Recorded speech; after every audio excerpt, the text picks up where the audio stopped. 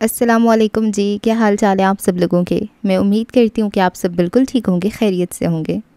Novel بخت by مہر النساء شاہ میر کی یہ 25ویں قسط ہے۔ چھوٹے محلے میں اس وقت سارے گھروں کی بتیاں گل تھیں۔ دن میں جتنا شور یہاں سنائی دیتا تھا، اس پہر اتنی ہی خاموشی تھی۔ اسی محلے کے ایک پکے گھر میں آؤ تو کھانے کی چھوٹی میز کے آگے نفیسہ حیات بیٹھی تھیں۔ ان کے سر پہ پٹی بندھی تھی، چہرے پہ اب بھی زخم کے نشان تھے۔ عشاء کی نماز انہوں نے پڑھ لی تھی، کھانا وہ اب کھانے بیٹھی تھیں۔ ملازمہ برتن دھو رہی تھی، نفیسہ نے چاولوں کا چمچ منہ میں رکھا اور اگلے ہی لمحے وہ ٹھٹکی تھیں۔ ان کے چہرے پہ سایہ سا لہرایا تھا، ہاتھ لرزے تھے۔ کھانا؟ یہ کھانا کس نے بنایا ہے؟ انہوں نے اپنے عقب میں کھڑی ملازمہ سے پوچھا تھا۔ ملازمہ قدرے تعجب سے مڑی تھی۔ آپ نے بنایا ہوگا بی بی، میں نے تو نہیں بنایا۔ نفیسہ اٹھی تھی، ان کا چہرہ وہ نہیں تھا جس کے ساتھ وہ کھانا کھانے بیٹھی تھیں۔ اب کہ ان کی نظریں بے قرار تھیں، وہ بے چینی سے صحن میں تیز تیز چل رہی تھیں۔ چھوٹے سے ٹی وی لاؤنج میں آ کر وہ رک گئیں۔ ان کی آنکھیں جیسے پتھر ہوئی ہوں۔ تنفس تیز ہو گیا تھا، آنکھیں بھر رہی تھیں۔ ان کی آنکھیں بس ایک ہی شخص کے لیے بھرا کرتی تھیں۔ وہ انہیں رلاتا تھا، وہ بے حد رلاتا تھا۔ لاؤنج میں لگے پردوں کے پیچھے سرسراہٹ ہوئی تھی۔ نفیسہ کا ہاتھ ان کے دل کے مقام پہ گیا تھا، سانس جیسے رک رک کر چل رہا ہو۔ کون ہے؟ انہوں نے کانپتی آواز میں پوچھا۔ آنسو تیزی سے گر رہے تھے۔ پردوں کے پیچھے چند پل خاموشی رہی، پھر ایک ہلکی سی آواز آئی، میں، عمر۔ نفیسہ کے دل پہ جیسے ٹھنڈی پھوار پڑی ہو، آنکھیں مزید تیزی سے بہنے لگیں، جان ہوا ہونے لگی۔ عمر کون؟ اب کہ انہوں نے بلند کانپتی آواز میں پوچھا تھا۔ عمر، آپ کا بیٹا۔ جواب آیا تھا، مقابل کی آواز بھی گیلی تھی، رنجیدہ تھی۔ لاؤنج میں اب کوئی آواز نہیں آتی تھی۔ وہ دونوں اپنی اپنی جگہ کھڑے تھے، روتے ہوئے آزردہ۔ میرا کوئی بیٹا نہیں ہے، جو تھا وہ مجھے ضدی کہہ کر چلا گیا تھا، نفیسہ یکدم سخت آواز میں کہتے ہوئے پھٹ پڑی تھی۔ اب کہ وہ پردہ ہٹاتا باہر آ گیا تھا، اس کی آنکھیں سرخ تھیں، گیلی تھیں۔ میرے قریب مت آنا، میں تمہیں تھپڑ مار دوں گی عمر۔ وہ اپنی جگہ کھڑے ہو کر چیخیں تھیں، آنسوؤں نے ان کے چہرے کو گیلا کر دیا تھا۔ تم مجھے چھوڑ کر چلے گئے عمر، تم نے مجھے چھوڑ دیا۔ میں تمہاری ماں تھی، میں نے تمہیں پالا، تم سے محبت کی، اور تم کہتے ہو میں ضدی عورت ہوں؟ تمہیں میری محبت ضد لگی تھی۔ عمر آگے بڑھتا رہا۔ 11 سالوں کا فاصلہ تھا، کسی نہ کسی نے تو طے کرنا ہی تھا۔ تم 11 سال میرے پاس نہیں تھے عمر، وہ درد سے پھٹی ہوئی آواز میں بولی۔ عمر کے دل کو کچھ ہوا تھا۔ میں نے 11 سال تمہارا انتظار کیا اور تم نہیں آئے۔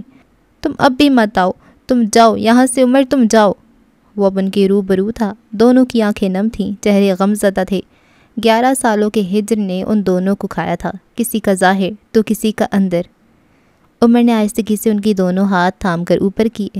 نفیسہ نے اپنے ہاتھ چھڑوانے چاہے تھے، لیکن گرفت ہلکی نہیں تھی۔ وہ اب ان ہاتھوں کو چوم رہا تھا، نرمی سے، بے قراری سے۔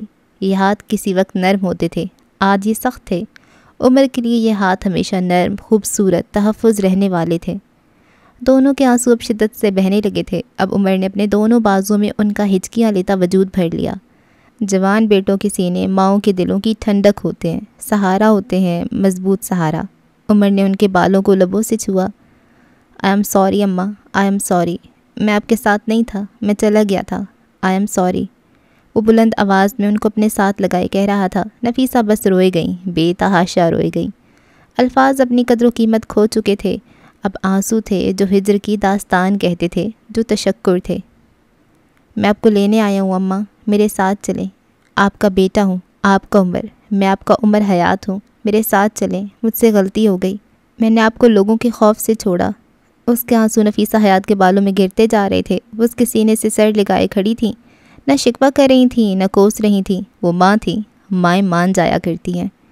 تھوڑی دیر بعد وہ عمر سے الگ ہوئیں۔ وہ واحد انسان تھا جس کے سامنے نفیسہ حیات روتی تھیں۔ عمر ان کے گیلے چہرے کو دیکھتا رہا۔ آپ کو میرے آنے کا کیسے پتہ چلا ماں؟ نفیسہ نم آنکھوں سے مسکرائیں۔ اتنا بدمزہ کھانا تمہارے علاوہ کون بنا سکتا ہے؟ عمر نے خفگی سے انہیں دیکھا تھا۔ مان لو عمر حیات، تم ساری دنیا کے لیے اچھا کھانا بنا سکتے ہو، لیکن جب اپنے استاد کی باری آتی ہے تمہارے ہاتھوں کا ذائقہ ڈر جاتا ہے۔ کئی پل بعد وہ دونوں لان کی گھاس کے اوپر بیٹھے تھے۔ عمر تنکا تنکا گھاس کو توڑ رہا تھا، ساتھ ساتھ نفیسہ کو حسن، حالے اور ہارون کی باتیں بتا رہا تھا۔ وہ ہنس ہنس کر دوہری ہو رہی تھیں، ان کا بوڑھا چہرہ چمک رہا تھا۔ عمر نے کافی کا گھونٹ لیا، پھر نفیسہ کو دیکھا۔ سچ بتائیں اماں، کھانا واقعی بدمزہ تھا؟ یہ شیفز کیا نا۔ نفیسہ نے مسکراہٹ دبائی تھی، شرارت سے عمر کو دیکھا۔ تم سے محبت ایک طرف، لیکن وہ رکی، عمر کے آس لیے چہرے کو دیکھا۔ کھانا بہت بدمزہ تھا بیٹے، انہوں نے سیریس انداز میں کہا تو عمر ہنس دیا، پھر اپنا سر ان کی گود میں رکھ لیا۔ میں نے آپ کو بہت مس کیا اماں، وہ جواب میں کچھ کہہ رہی تھی۔ عمر نرمی سے مسکرا رہا تھا۔ منظر مکمل تھا۔ آج محلے کا یہ چھوٹا سا مکان گھر لگ رہا تھا۔ اگلے دن وہ نفیسہ کو سارے محلے کے سامنے اپنے ساتھ گاڑی میں بٹھا کر لے آیا تھا۔ لوگ ٹھہر ٹھہر کر عمر کی بڑی گاڑی دیکھ رہے تھے، اس کے برانڈڈ کپڑے دیکھ رہے تھے، اس کی اونچی اٹھان دیکھ رہے تھے۔ کچھ کی آنکھوں میں ستائش تھی، کچھ کی آنکھوں میں اتنے سال ان سے ناروا سلوک رکھنے کا دکھ۔ وہ بالآخر اپنے بیٹے کے ساتھ چلی گئی تھیں۔ عمر حیات کے بنگلے پہ آج رونق تھی۔ نفیسہ کے ویلکم کے لیے آج سردار، اس کی بیوی، لیل، حسن، ہارون، حالے سب آئے ہوئے تھے۔ حسن تو آج سے ہی ان کا فیوریٹ ہو گیا تھا۔ وہ بیٹھے بیٹھے ان کو ایسی باتیں بتا رہا تھا کہ نفیسہ سے اپنی ہنسی ضبط کرنا مشکل ہو رہا تھا۔ عمر ان دونوں کو ساتھ دیکھ دیکھ کر جل بھن رہا تھا۔ وہ اپنے کمرے میں آ گیا تھا۔ شمس کو ایک ضروری فائل ای میل کرنی تھی۔ حالے کو اس سے کچھ پوچھنا تھا، وہ بھی اس کے پیچھے گئی تھی۔ عمر لیپ ٹاپ آن کر رہا تھا۔ حالے اس کے عقب میں کھڑی تھی۔ لیپ ٹاپ کی اسکرین پہ ایک تحریر درج تھی۔ جادو اس کی منشا نہیں، مجبوری تھی۔ وہ اس سطر کو دیکھتی ہوئی آگے آئی۔ اس سے پہلے کہ عمر کوئی کام کرتا، حالے نے اسے روکا۔ مجھے دکھاؤ، یہ کیا لکھا ہے؟ وہ متعجب سی آگے آئی تھی۔ کچھ نہیں ہے، آپ کے کام کا نہیں ہے، پہیلی ہے ایک۔ عمر نے بات کو ہوا میں اڑایا۔ حالے نے اس کے ہاتھ سے لیپ ٹاپ لے لیا۔ کس نے کہا؟ مجھے اس کا مطلب پتہ ہے، یہ فیری ٹیل کی پہیلی ہے، میں اسے سمجھ سکتی ہوں۔ وہ لیپ ٹاپ کو لیے گود میں بیٹھ گئی۔ عمر اسے دیکھتا رہا۔ اس کا کیا مطلب ہوا؟ حالے نے گردن اٹھا کے اس کو دیکھا، پھر مسکرائی۔ جسٹیفیکیشن، اس کا مطلب ہے جسٹیفیکیشن۔ میں سمجھاتی ہوں، دیکھو، جس طرح ولن سے سب لوگ نفرت کرتے ہیں نا، اسی طرح کچھ لوگ ہوتے ہیں جن کو ولن سے نفرت نہیں ہوتی۔ ایسے لوگ ایولش ہوتے ہیں جو خود بھی برے کام کرتے ہیں۔ ان کو ہمیشہ یہی کہنا ہوتا ہے کہ ولن مجبور تھا، ولن کے پاس کوئی اور سہارا، کوئی آسرا تھا۔ ایسے لوگ کبھی بھی ولن کو غلط نہیں کہتے، حالانکہ ان کو سمجھنا چاہیے کہ ولن ہمیشہ اپنے شر کے آگے گھٹنے ٹیک دیتا ہے، وہ مجبور نہیں ہوتا، وہ مجبور نہیں ہوتا۔ اس نے زور دیا، جادو ہمیشہ سے اس کی منشا رہا ہوتا ہے۔ وہ آنکھوں میں چمک لیے بتا رہی تھی۔ عمر بغور اسے سن رہا تھا۔ جادو کا اصل زندگی سے کیا تعلق؟ اس نے سوال کیا تھا۔ جادو کا کیا مطلب ہے عمر؟ کسی سے سچ چھپانا، کسی کو دھوکہ دینا، کسی کا اعتبار توڑنا، کسی کے دل میں وقتی محبت یا نفرت ڈالنا، اور یہ سب کیا ہوا؟ وہ بول رہی تھی اور عمر غور سے سن رہا تھا۔ نقصان، یہ نقصان ہوا عمر، جادو سے لوگوں کا نقصان ہوگا، اور جان بوجھ کر کسی کا نقصان صرف ولن کرتے ہیں، اور پھر ان کو لگتا ہے کہ یہ تو ان کا حق تھا، مجبوری تھی، انہیں تو یہ سب کرنے پہ مجبور کیا گیا۔ یا پھر وہ اپنے پسندیدہ برے کردار کے بارے میں جسٹیفیکیشن دیتے ہیں کہ جادو اس کی منشا نہیں، مجبوری تھی۔ کیا اب تم سمجھے اس پہیلی کا مطلب کیا ہے؟ عمر نے سمجھتے ہوئے سر ہلایا، پھر یکدم اس کے ذہن میں کچھ کلک ہوا۔ کوئی ادھوری ملاقات، کوئی ادھورا قصہ۔ وہ سائڈ ٹیبل سے گاڑی کی چابی اٹھا کر باہر بھاگا تھا۔ اس کے ذہن میں کچھ تھا۔ وہ گاڑی میں بیٹھا تھا، اس کا رخ ڈاکٹر روحی کی کلینک کی جانب تھا۔ ذہن کہیں اٹکا ہوا تھا، وہ کوئی اور منظر تھا۔ سینما گھر کے اندر پچھلی نشستوں میں سے ایک پہ وہ بیٹھا تھا۔ اسے معراج یہاں لائے تھے، وہ اب خود نہیں آئے تھے۔ وہ کسی اچھی فلم کا سوچ کر آیا تھا، لیکن یہاں تو کوئی فیری ٹیل چل رہی تھی۔ اسے شرمندگی ہوئی تھی۔ وہ ڈاکٹر روحی کے سامنے بیٹھا تھا۔ لیپ ٹاپ پہ حالے کے سیشن کی ویڈیو چل رہی تھی۔ ڈاکٹر روحی اس چیختی چلاتی لڑکی سے کچھ پوچھ رہی تھی۔ وہ بار بار سرنفی میں ہلا رہی تھی، رو رہی تھی، اور بالآخر اس نے چیختے ہوئے ایک نام لیا تھا۔ اس نام پہ عمر نے اپنا دل رکتا محسوس کیا تھا۔ وہ یہاں سے اٹھ جانا چاہتا تھا، لیکن وہ رک گیا۔ اس کے آگے والی نشست پہ دو لڑکیاں آ کر بیٹھی تھیں۔ وہ فلم دیکھ رہی تھیں، اور عمر ان میں سے ایک کی پشت پہ پھیلے بال۔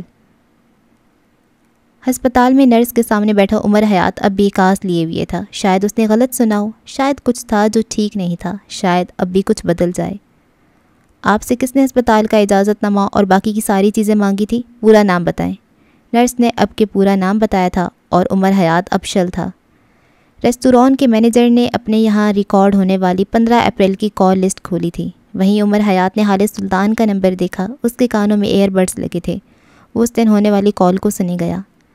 میں حالے سلطان بات کر رہی ہوں، اور عمر اس کی آواز کو لاکھوں میں بھی پہچانتا تھا۔ وہ حالے نہیں تھی۔ فلم ختم ہو چکی تھی۔ اب وہ دونوں لڑکیاں آپس میں بحث کر رہی تھیں۔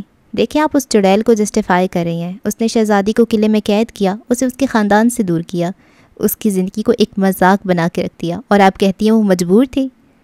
دوسری لڑکی نے نرمی سے کہنا شروع کیا، دیکھو بچے، اگر ایک شہزادی کے اپنے خاندان سے دور رہنے پہ کسی کا حسن، کسی کی خوبصورتی، کسی کی زندگی سنور سکتی ہے، تو اس میں حرج ہی کیا ہے؟ ہر دفعہ شہزادیاں کیوں خوش رہیں؟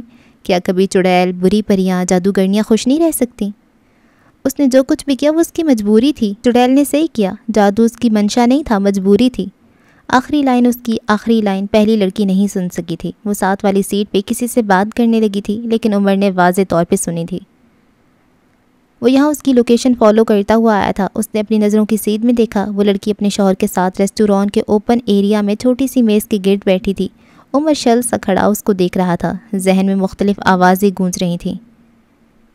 چیخ کر مہر ماں نے بند کیا تھا، پکارتی ہوئی حالے، مجھے مسز سفیر سلطان نے اس اجازت نامے اور باقی کی ساری چیزوں کا کہا تھا۔ کہتی ہوئی نرس، میں حالے سلطان بات کر رہی ہوں۔ یہ آواز مہر ماں کی تھی، اور اب عمر کے ذہن کے پردے پہ سینما ہال کا منظر تھا۔ وہ جسٹیفیکیشن دیتی لڑکی مہر ماں غیاث تھی، اور حق کے لیے لڑتی لڑکی حالے سلطان تھی۔ ریستوران کی روشنیوں میں ان کی بھوری آنکھیں کسی شیطان کی آنکھیں لگتی تھیں۔ مہر ماں غیاث حالے سلطان کی کہانی کی ویلن تھی۔ کیا تمہیں بھوری آنکھوں سے کچھ یاد آیا؟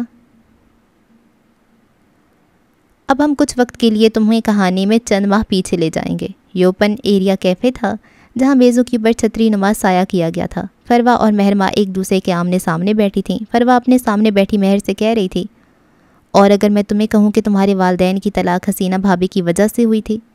مہر ماں ان کو گنگ سی دیکھے گئی۔ فروا اب بھی کہہ رہی تھی، بلکہ اگر میں یہ کہوں کہ نگین اور وحاج تمہارے والدین ہی نہیں ہیں تو؟ وہ پے در پہ اس کے سر پہ دھماکے کر رہی تھیں۔ اب کہ مہر کی آنکھیں شوق سے پھیل گئی تھیں، چہرہ بے یقین تھا۔ فروا کہے گئی، تم مہر ماں وحاج نہیں ہو، مہر ماں غیاث ہو۔ یہ راز آج تک میں نے اپنے دل میں رکھا تھا، لیکن آج مجھے لگتا ہے آج وہ وقت آ گیا ہے جب تم جان لو کہ تمہارا باپ وحاج نہیں، میرا بھائی تھا، غیاث الدین۔ مہر کے کاٹو تو لہو نہیں بدن میں۔ وہ سن تھی، ساکت تھی۔ حسینہ بھابھی نے تمہیں اپنی بیٹی سمجھا کیونکہ ان کے اپنے یہاں اولاد نہیں تھی، تم ان کا کھلونا تھی، اور بعد میں ان کا گلٹ۔ تم مہر ماں، تم کبھی بھی ان کی محبت نہیں بن سکی۔ اگر تم سے کوئی محبت کرتا ہے تو وہ میں ہوں۔ وہ اپنے سینے پہ انگلی سے دستک دے رہی تھیں۔ اگر کوئی تمہیں چاہتا ہے تو وہ میں ہوں۔ اگر کوئی تمہارے لیے ساری دنیا سے لڑے گا، مر جائے گا یا مار دے گا، تو وہ بھی بس میں ہی ہوں۔ مہر چپ رہی، کچھ کہہ ہی نہ سکی۔ سارے الفاظ ختم ہو گئے تھے۔ اسے اپنی ساری زندگی جھوٹ لگ رہی تھی۔ نگین نے تمہیں مجھ سے دور کرنے کی کوشش کی تھی، میں نے اس کی زندگی کو جہنم بنا دیا۔ اب حالے تم سے تمہاری خوشیاں چھین رہی ہے۔ مہر ماں، میں اسے بھی نہیں چھوڑوں گی۔ وہ آگے کو ہوئی، مہر ماں کے ساکت ہوئے ہاتھ پہ اپنا ہاتھ رکھا۔ آنکھوں میں ڈھیر و فکر مندی اور محبت لیے وہ اسے تک رہی تھی۔ مہر ماں خالی خالی آنکھوں سے اسے دیکھے گئی۔ میں تم سے محبت کرتی ہوں مہر، ساری دنیا سے زیادہ، سارے انسانوں سے زیادہ، سارے جہان سے زیادہ۔ تم میرے لیے ضروری ہو۔ میں تمہاری ماں باپ، تمہارا خاندان ہوں، اور اب میں تمہیں سفیر دوں گی، جس طرح ساری زندگی تمہیں تمہاری من پسند چیزیں دیں۔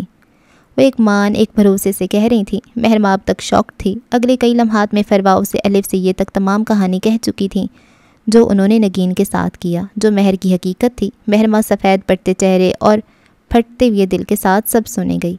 اس کا دماغ سائیں سائیں کر رہا تھا۔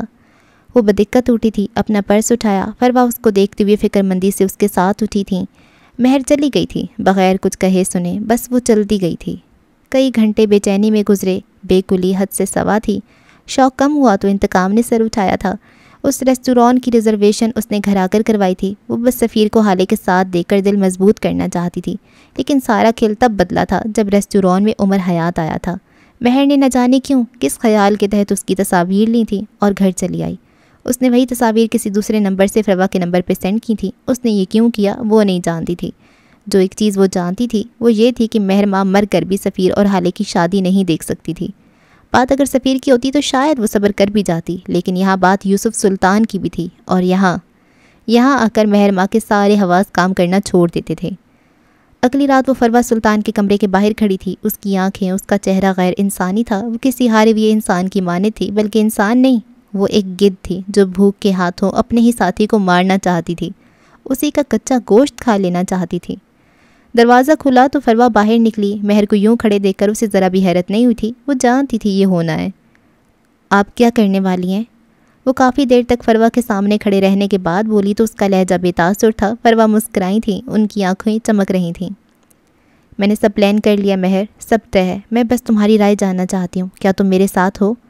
وہ ذرا سی بے چین تھی۔ مہر نے بھوری بے تاثر آنکھوں سے ان کو دیکھا۔ میں کیوں کچھ کہوں گی؟ میں نیوٹرل رہوں گی آنٹی۔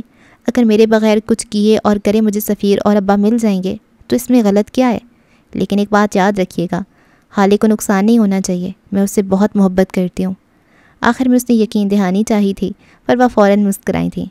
تم بے فکر رہو مہر، صرف ایک رات کی بات ہوگی اور اس کے اگلے دن حالے گھر واپس آ جائے گی۔ سفیر سے تمہارا نکاح ہو جائے گا اور حالے کے لیے ہارون تو ہے ہی، وہ تو اسے ہر حال میں قبول کر لے گا۔ وہ حالے پہ گو اپ نہیں کرے گا، تم بس خوش رہو، باقی سب میں دیکھ لوں گی میری جان۔ مہر ان کی بات پہ بس سر ہلا کر رہ گئی تھی۔ اگلے دن اس کی کسی دوست کی عیادت کے لیے جب وہ ہسپتال آئی تب اسے وہی نرس دکھائی دی۔ اس نے حالے کے سامنے اس کے شوہر کی بات کی تھی، پھر نہ جانے کیوں کس خیال کے تحت مہرمان نے اس سے اجازت نامہ اور ہسپتال کی انتظامیہ سے فوٹیج نکلوا لی تھی۔ فوٹیج میں عمر اور حالے تھے، کچھ وقت بعد ہارون بھی تھا، لیکن مہرمان نے خود کو ہارون کی فوٹیج ڈیلیٹ کرنے کا حکم دیتے ہوئے سنا۔ اس نے ان سب کے لیے سفیر کے تعلقات استعمال کیے تھے، لیکن کچھ یوں کہ سفیر کو اندازہ نہیں ہو سکا وہ اصل میں کیا کرنا چاہ رہی ہے۔ اگلے منظر میں وہ ہارون کو فون کرتی نظر آ رہی تھی۔ ہارون، تم اس رات اس لڑکے کو حالے کے ساتھ ہسپتال لائے تھے؟ وہ اسپتال کی راہداریوں میں چلتے ہوئے پوچھ رہی تھی۔ آگے سے ہارون نے شاید بات کور کرنی چاہی تھی جب مہرمان نے اسے سختی سے ڈپٹ دیا تھا۔ آج کے بعد اگر کبھی بھی کوئی بھی گھر والا تم سے اس بارے میں پوچھے گا تو صاف صاف مکر جانا ہارون، وہ اسے ہدایت دے رہی تھی۔ تم نہیں جانتے، حالے نہیں جانتے یہ کتنی بڑی مصیبت ہے۔ اگر سفیر کو پتہ لگ گیا تو وہ 1 منٹ نہیں لگائے گا حالے کو چھوڑنے میں۔ کیا تم ایسا چاہتے ہو؟ ہارون نے بے اختیار نہ کہا تھا۔ مہر نے گہری سانس لی اور فون بند کر دیا۔ اگلے چند دنوں میں نکاح تھا، وہ دونوں پارلر میں بیٹھی تھیں۔ حالے تیار تھی، آف وائٹ جوڑے میں ملبوس، وہ خود کو آئینے میں دیکھ رہی تھی جب مہرمان نے اپنے موبائل کی دوسری سم، جس کا نمبر کسی کے پاس سیو نہیں تھا، اس سے حالے کے موبائل پہ کال کی اور پھر اسے ہارون کی کال بتایا۔ وہ کبھی بھی تیر نہیں مارا کرتی تھی، وہ بس لوگوں کو نشانے پہ لے آیا کرتی تھی اور وہ زخمی خود بخود ہو جاتے تھے۔ وہ سائیکالوجی میں گولڈ میڈلسٹ تھی، اسے لوگوں کے دماغوں پہ حکومت کرنا اور ان کے اندر اپنی بات ڈالنا آتا تھا۔ لوگ اسے جینیس کہتے تھے، لیکن وہ ایول جینیس تھی۔ اس نے حالے کو دروازے سے جاتے دیکھا، وہ جانتی تھی باہر کیا ہوگا، اسے سب پتہ تھا لیکن اس نے روکا نہیں۔ ایک لمحے کو ضمیر نے ملامت کی تھی، لیکن وہ نیوٹرل تھی اور وہی رہی۔ کچھ وقت بعد سفیر حالے کو لینے آیا تھا، لیکن حالے نہیں تھی۔ یہ وہ وقت تھا جب مہرماں کا ضمیر چیخ چیخ کر کہہ رہا تھا، وقار محبت سے زیادہ ضروری ہے، اسے رکھ لو، لیکن اس کے سامنے سفیر تھا، بھوری آنکھوں والا خوبصورت مرد، اور جب بھکاری کے آگے بھیک رکھ دو تب وہ ہر قسم کے وقار اور عزت کو پیچھے چھوڑ دیتا ہے۔ اگلے مناظر اب تم کو ٹوٹے بکھرے دکھائی دیں گے۔ وہ ہال میں کھڑی تھی، رو رہی تھی، حسینہ کی آنکھیں بھی بہہ رہی تھیں، گھر کے سارے مردوں کے کندھے جھکے ہوئے تھے، آنکھیں شرمندہ تھیں۔ یوسف سلطان بار بار فروا کو اس طرح دیکھتے تھے جیسے انہوں نے سب کیا ہو۔ یہ وہ وقت تھا جب مہرماں نے نئی چالیں چلیں، وہ فروا سے لڑ رہی تھی، وہ روتے ہوئے اس سے کہہ رہی تھی کہ اسی نے حالے کو اغوا کروایا ہے۔ جواب میں فروا بھی کچھ سخت سست سنا رہی تھیں۔ سفیر اور یوسف سلطان ان کی باتیں سن رہے تھے۔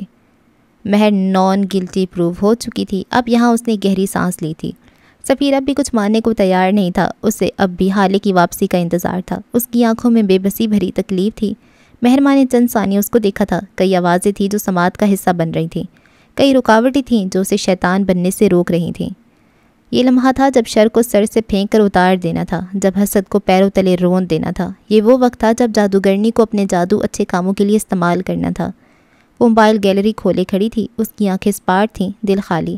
اس نے چند ویڈیوز اور تصاویر پہ کلک کیا اور ان کو سفیر کے نمبر پہ بھیج دیا۔ اس کے ہاتھ ایک لمحے کو بھی نہیں کانپے تھے، اس نے اپنے شر کے آگے گھٹنے ٹیک دیے تھے۔ حسد سر چڑھ گیا تھا، اس کے کندھوں پہ بیٹھے فرشتوں نے باقاعدہ ہاتھ اٹھا کے اس پہ لعنت بھیجی تھی۔ وہ جادو کر چکی تھی، اور جادو کبھی بھی مجبوری نہیں ہوتا۔ اس نے سفیر کی آنکھوں میں شوق دیکھا، پھر صدمہ دیکھا، وہ ڈھہ گیا تھا، لیکن مہر کو کوئی فرق نہیں پڑا۔ اسے سفیر کے ساتھ بٹھایا گیا، نکاح ہوا، مبارکباد ملی۔ ابا نے شفقت والا ہاتھ اس کے سر پہ رکھا، پھر اس نے دیکھا کہ کچھ شور ہوا ہے، سفیر معراج سے کچھ کہہ رہا ہے۔ اس نے معراج کو گرتے دیکھا، اس نے سفیر کو پریشان ہوتے دیکھا، آس پاس بھگدڑ مچتے دیکھی، مناظر بدلے، رات کا اندھیرا چھٹا تھا، وہ صبح کا پیلا اجالا تھا۔ حالے گھر آ گئی تھی، وہ سفیر سے مار کھا رہی تھی، گالیاں کھا رہی تھی۔ مہرماں نے اپنے دل میں تقویت اترتی محسوس کی تھی۔ ہارون اس کا ساتھ چھوڑ چکا تھا، اور جب دنیا ہاتھ سے چلی جائے تو باقی کچھ نہیں رہتا۔ اس سے لگتا تھا وہ مجبور ہے، لیکن وہ مجبور ہرگز نہیں تھی۔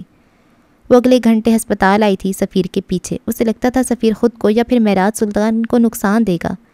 وہ جب آئی اسی وقت شمس سلطان معراج سلطان کے کمرے سے نکل رہے تھے، ان کے چہرے پہ پسینہ تھا، پریشانی تھی۔ ڈاکٹر عبدالحفیظ پیرزادہ اندر کمرے میں گئے تھے، مہرماں راہداری کے سرے پہ کھڑی سب دیکھ رہی تھی، اور پھر وہ اندر داخل ہوئی تھی۔ قدم من بھر کے تھے، دل گالیاں دے رہا تھا، کوس رہا تھا، ضمیر نے لاکھ ملامت کی تھی، لیکن اس کے قدم نہیں رکے تھے۔ وہ اندر آ گئی تھی۔ ڈاکٹر نے اسے روکنا چاہا لیکن پیسہ بولتا ہے اور ایسا بولتا ہے کہ ہر ایک کو خاموش کروا دیتا ہے۔ وہ کافی دیر وہاں کھڑی رہی، خاموشی سے ڈاکٹرز کو علاج کرتے دیکھتی رہی۔ پھر ڈاکٹر عبدالحفیظ پیر زادہ باہر چلے گئے تھے۔ جاتے وقت ان کی گردن جھکی ہوئی تھی اور دل پہ بوجھ تھا۔ معراج سلطان آرام دہ دوائیوں کے زیر اثر سو رہے تھے۔ مہرماں چند لمحے ان کے سر پہ کھڑی انہیں گھورتی رہی، دیکھتی رہی۔ پھر اس نے آہستگی سے کہنا شروع کیا تھا، آپ آدھے مر چکے ہیں بابا۔ اس کی آواز ہلکی اور شفاف تھی۔ ذلت آپ کو آدھا کھا گئی ہے، اب آپ کو چاہیے کہ پورے مر جائیں۔ وہ انسان سے حیوان بنتی جا رہی تھی اور اسے اندازہ بھی نہیں تھا۔ میں آپ سے بہت محبت کرتی ہوں بابا، بہت زیادہ محبت، لیکن آپ جنگل کے بادشاہ ہیں۔ آپ واپس آ گئے تو گدھ ایک بار پھر دیش نکال کا حکم سنائیں گے۔ ایک بار پھر انہیں مردار کھانا پڑے گا اور اپنے ہی گھر سے بے گھر ہونا پڑے گا۔ آخر کب تک گدھ بن باز سہیں؟ اس کی آواز میں تعصب تھا، وہ کہیں سے بھی نارمل نہیں لگ رہی تھی۔ اس کا چہرہ غیر انسانی تھا، سفید اور گدھوں جیسا۔ میں آپ کو یہاں چھوڑ جاؤں گی اور آپ واپس آ جائیں گے۔ آپ اکیلے واپس آتے تو مجھے کوئی دکھ نہ ہوتا، آپ حالے کو ساتھ لائیں گے، اور اس کے ہوتے بھی نہ ابا میرے نہ سفیر میرا۔ اس کی آواز میں کرب شامل ہوا تھا۔ میں مجبور ہوں بابا، بے حد مجبور۔ آپ کو جانا ہوگا یہاں سے، دور، بے حد دور، جہاں ایک اچھی زندگی آپ کی منتظر ہے۔ اس نے کہتے ساتھ ان کے سر کے نیچے رکھا تکیہ کھینچ کر نکالا تھا۔ معراج بے دم تھے، ان کی سانسیں بے ترتیب تھیں، بیماری نے انہیں مار گرا دیا تھا۔ یہ میری زندگی کا پہلا قتل نہیں ہے بابا، اس نے کہتے ساتھ تکیہ ان کے منہ پہ رکھا تھا۔ اسی لمحے معراج ہوش میں آ گئے تھے، لیکن کچھ سمجھ نہیں سکے تھے۔ وہ نقاہت زدہ تھے اور کچھ غائب دماغ بھی۔ مہر کی آوازیں ان کے کان میں پڑ رہی تھیں، لیکن وہ ان کو پروسیس نہیں کر پا رہے تھے۔ میرا پہلا قتل ہمارے کالج کا چپڑاسی تھا، جس نے مجھے حالے کو کلاس میں بند کرتے دیکھ لیا تھا۔ میں نے اس کی چائے میں زہر ملا دیا تھا۔ اس کی آواز، اس کا انداز مشینی تھا۔ آوازیں پروسیس ہونے لگی تھیں، لیکن اسی لمحے مہر نے تکیے کا زور بڑھایا تھا۔ معراج بری طرح ہاتھ پاؤں مارنے لگے تھے۔ مہر ماں زور بڑھاتے ہوئے کہتی رہی، میرا دوسرا قتل وہ کالج کا پروفیسر تھا، جس نے مجھے حالے کو ایکسپلائٹ کرتے دیکھا تھا، جس نے مجھے دن کے وقت حالے سلطان کے پیپر کی جگہ اپنا لکھا ہوا حالے کے رول نمبر سے اپنا لکھا ہوا غلط پیپر آفس میں رکھتے ہوئے دیکھا تھا۔ تکیے کا زور بڑھتا جا رہا تھا، سانسیں رکنے لگی تھیں، مزاحمت دم توڑ رہی تھی، لیکن لفظوں کا زہر ختم نہیں ہو رہا تھا۔ پروفیسر نے نیند کی گولیاں کھا کر خودکشی نہیں کی تھی، میں نے ان کے کھانے میں گولیاں پیس کر ڈال دی تھیں۔ میں ایسا نہیں کرنا چاہتی تھی، لیکن میں مجبور تھی بابا، میں بہت مجبور تھی، وہ عجیب سے لہجے میں کہہ رہی تھی۔ تکیوں کے نیچے پڑے آدمی کی مزاحمت ختم ہو گئی تھی۔ وہ فرشتہ صفت آدمی اب نہیں رہا تھا، وہ جا چکا تھا۔ مہر نے تکیہ ہٹا لیا تھا، اس کی آنکھوں سے آنسو بہہ رہے تھے۔ وہ معراج کو اس طرح ساکت دیکھ کر گہری اذیت میں لگتی تھی۔ آئی ایم سوری بابا، آئی ایم ریئلی سوری، مجھے گدھ بننے پہ آپ ہی لوگوں نے مجبور کیا ہے، آئی ایم سوری۔ وہ بلند آواز میں رو رہی تھی۔ اسی لمحے اس نے قدموں کی چاپ سنی تھی، کوئی تھا جو قریب آ رہا تھا، اور مہرماں قدموں کی چاپ پہچانتی تھی۔ وہ فوراً سے دیوار پہ لگے پردے کی اوٹ میں ہو گئی تھی۔ نوارے دروازہ دھکیل کر اندر آیا تھا، وہ سفیر تھا۔ سرخ آنکھوں اور بلند آواز میں وہ چیخ رہا تھا، چلا رہا تھا، ان سے ان کی بیٹی کا پوچھ رہا تھا، پھر عمر سے نکاح کروانے پہ غرا رہا تھا، اس کے منہ سے کف نکل رہا تھا، پھر دفتن وہ رکا تھا، وہ آگے گیا تھا۔ اس نے معراج سلطان کا ساکت وجود دیکھا اور پھر ان کے دل کے مقام پہ ہاتھ رکھا تھا۔ اگلے ہی لمحے وہ کرنٹ کھا کر دور ہٹا تھا، بلکہ وہ فرش پہ بیٹھ گیا تھا اور بری طرح خوف زدہ تھا۔ اس کی آنکھیں ایک جگہ جم سی گئی تھیں، وہ ساکت تھا، بے سانس، چہرہ سفید پڑ چکا تھا، اس سے لگا تھا وہ اس کی باتیں سن کر مرے ہیں۔ اگلے لمحات تمہیں ٹوٹے بکھرے نظر آئیں گے۔ ڈاکٹرز کی ٹیم سفیر کو باہر نکال رہی تھی، وہ ایک لاش کی مانند ان کے ساتھ چلتے گیا تھا۔ اس دن سفیر سلطان کی گلٹی ہونے کا سفر شروع ہوا تھا۔ مہرماں باہر نکل آئی تھی، اس نے چپٹ کر دونوں ننھے کیمرے اتارے تھے، اب وہ ان میں اپنی مرضی کی فوٹیج رکھنے والی تھی۔ اگلے منظر میں وہ لان میں بیٹھی تھی، فروا حالے کے بارے میں کچھ کہہ رہی تھی اور مہر بدلے میں حالے کی یاد کا ذکر کر رہی تھی، لیکن اگر تم ذرا جھک کر میز پہ رکھا موبائل دیکھو تو اس پہ کال چل رہی تھی اور اس کال پہ حالے سلطان کا نمبر لکھا تھا۔ اس سے اگلے منظر میں وہ یوسف سلطان کے ڈاکٹر کے سامنے بیٹھی تھی، وہ اس سے کہہ رہے تھے کہ اب یوسف سلطان کو خاص توجہ اور خاص کیئر کی ضرورت ہے، انہیں ٹینشن نہ دی جائے ورنہ وہ پیرالائز ہو سکتے ہیں یا پھر انہیں فالج کا اٹیک بھی ہو سکتا ہے۔ اگلے ہی دن مہرماں نے جان بوجھ کر ان کے سامنے جھگڑا شروع کر دیا تھا۔ اسے وہ ایسے ہی چاہیے تھے، لاچار، بے بس، حالے سے دور۔ اگلے منظر میں وہ سفیر کی ڈرنک میں ڈرگز ملاتی نظر آ رہی تھی، وہ زیادہ پی لیتا تھا تو اسے حالے سمجھ لیتا تھا، اگر ڈرگز لے گا تو وہ اس سے محبت کی باتیں بھی کرے گا، بس یہی تو تھا اس کے ذہن میں۔ سفیر کی گن لے کر برونو کو مارنے والی بھی وہ خود تھی، عمر اسے اپنا زوال لگتا تھا۔ وہ حالے اور حسن کو اس کے قریب کیسے دیکھ سکتی تھی؟ اس کے بعد وہ بس حالے کو ایکسپلائٹ کرنے کی کوشش کرتی رہی۔ عمر سے حالے کی طلاق اس کا سب سے بڑا مقصد بن گیا تھا۔ وہ سفیر سے مار کھائے، گالیاں کھائے یا پھر وہ نشے میں دھت ہو کر ہی صحیح، اسے مہر کی بجائے حالے سلطان سمجھ کر ہی نظر التفات لٹائے۔ اسے ہر حال میں قبول تھا۔ اسے لاغر، معذور اور بیچارے یوسف سلطان بھی قبول تھے، جو اب اس کے محتاج تھے، جنہیں اب اس کی محبت نہیں ضرورت تھی۔ اسے اپنے لوگوں کو غلام بنا کر رکھنا اچھا لگتا تھا۔ وہ گدھ تھی، اسے مردار کھانا اچھا لگتا تھا۔ موجودہ دن، موجودہ لمحہ۔ عمر حیات اپنی جگہ پہ ساکن کھڑا اسے دیکھ رہا تھا۔ وہ ہنس رہی تھی، مسکرا رہی تھی، اپنے شوہر کی کسی تعریف پہ وہ سرخ ہو رہی تھی۔ اسی لمحے سفیر کا فون بجا تھا۔ آوازوں کا مسئلہ تھا۔ اس کا شوہر اسے اشارے سے ضروری کال کہتا اپنی جگہ سے اٹھ گیا تھا۔ مہر مسکراتے ہوئے پلک جھپکا کر اسے تسلی دیتے ہوئے اسے جاتے دیکھتی رہی تھی۔ عمر نے اپنے قدم اس کی جانب بڑھائے۔ وہ چھوٹے چھوٹے قدم لیتا اس کے قریب آ کر رکا۔ اسی لمحے مہر ماں نے بھی اسے دیکھا۔ آج کچھ تھا جو عمر حیات کی آنکھوں میں بدلا ہوا تھا۔ کوئی پٹی تھی جو اتر چکی تھی۔ ایک لمحے کو مہر ماں ٹھٹکی تھی، پھر اگلے ہی لمحے سنبھل بھی گئی تھی۔ ہیلو عمر وہاج خان، وہ جتاتی مسکراہٹ کے ساتھ بولی تھی۔ عمر مسکرا بھی نہ سکا۔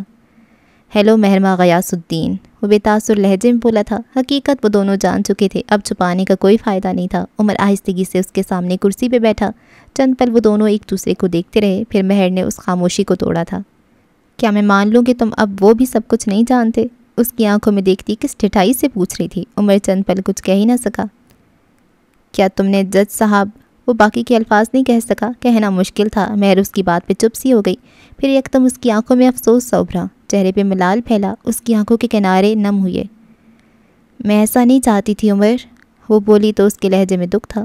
میں مجبور تھی، بہت زیادہ مجبور، وہ آزردگی سے کہہ رہی تھی، اور عمر جیسے اس کے انکشاف پہ گنگ سا ہو گیا۔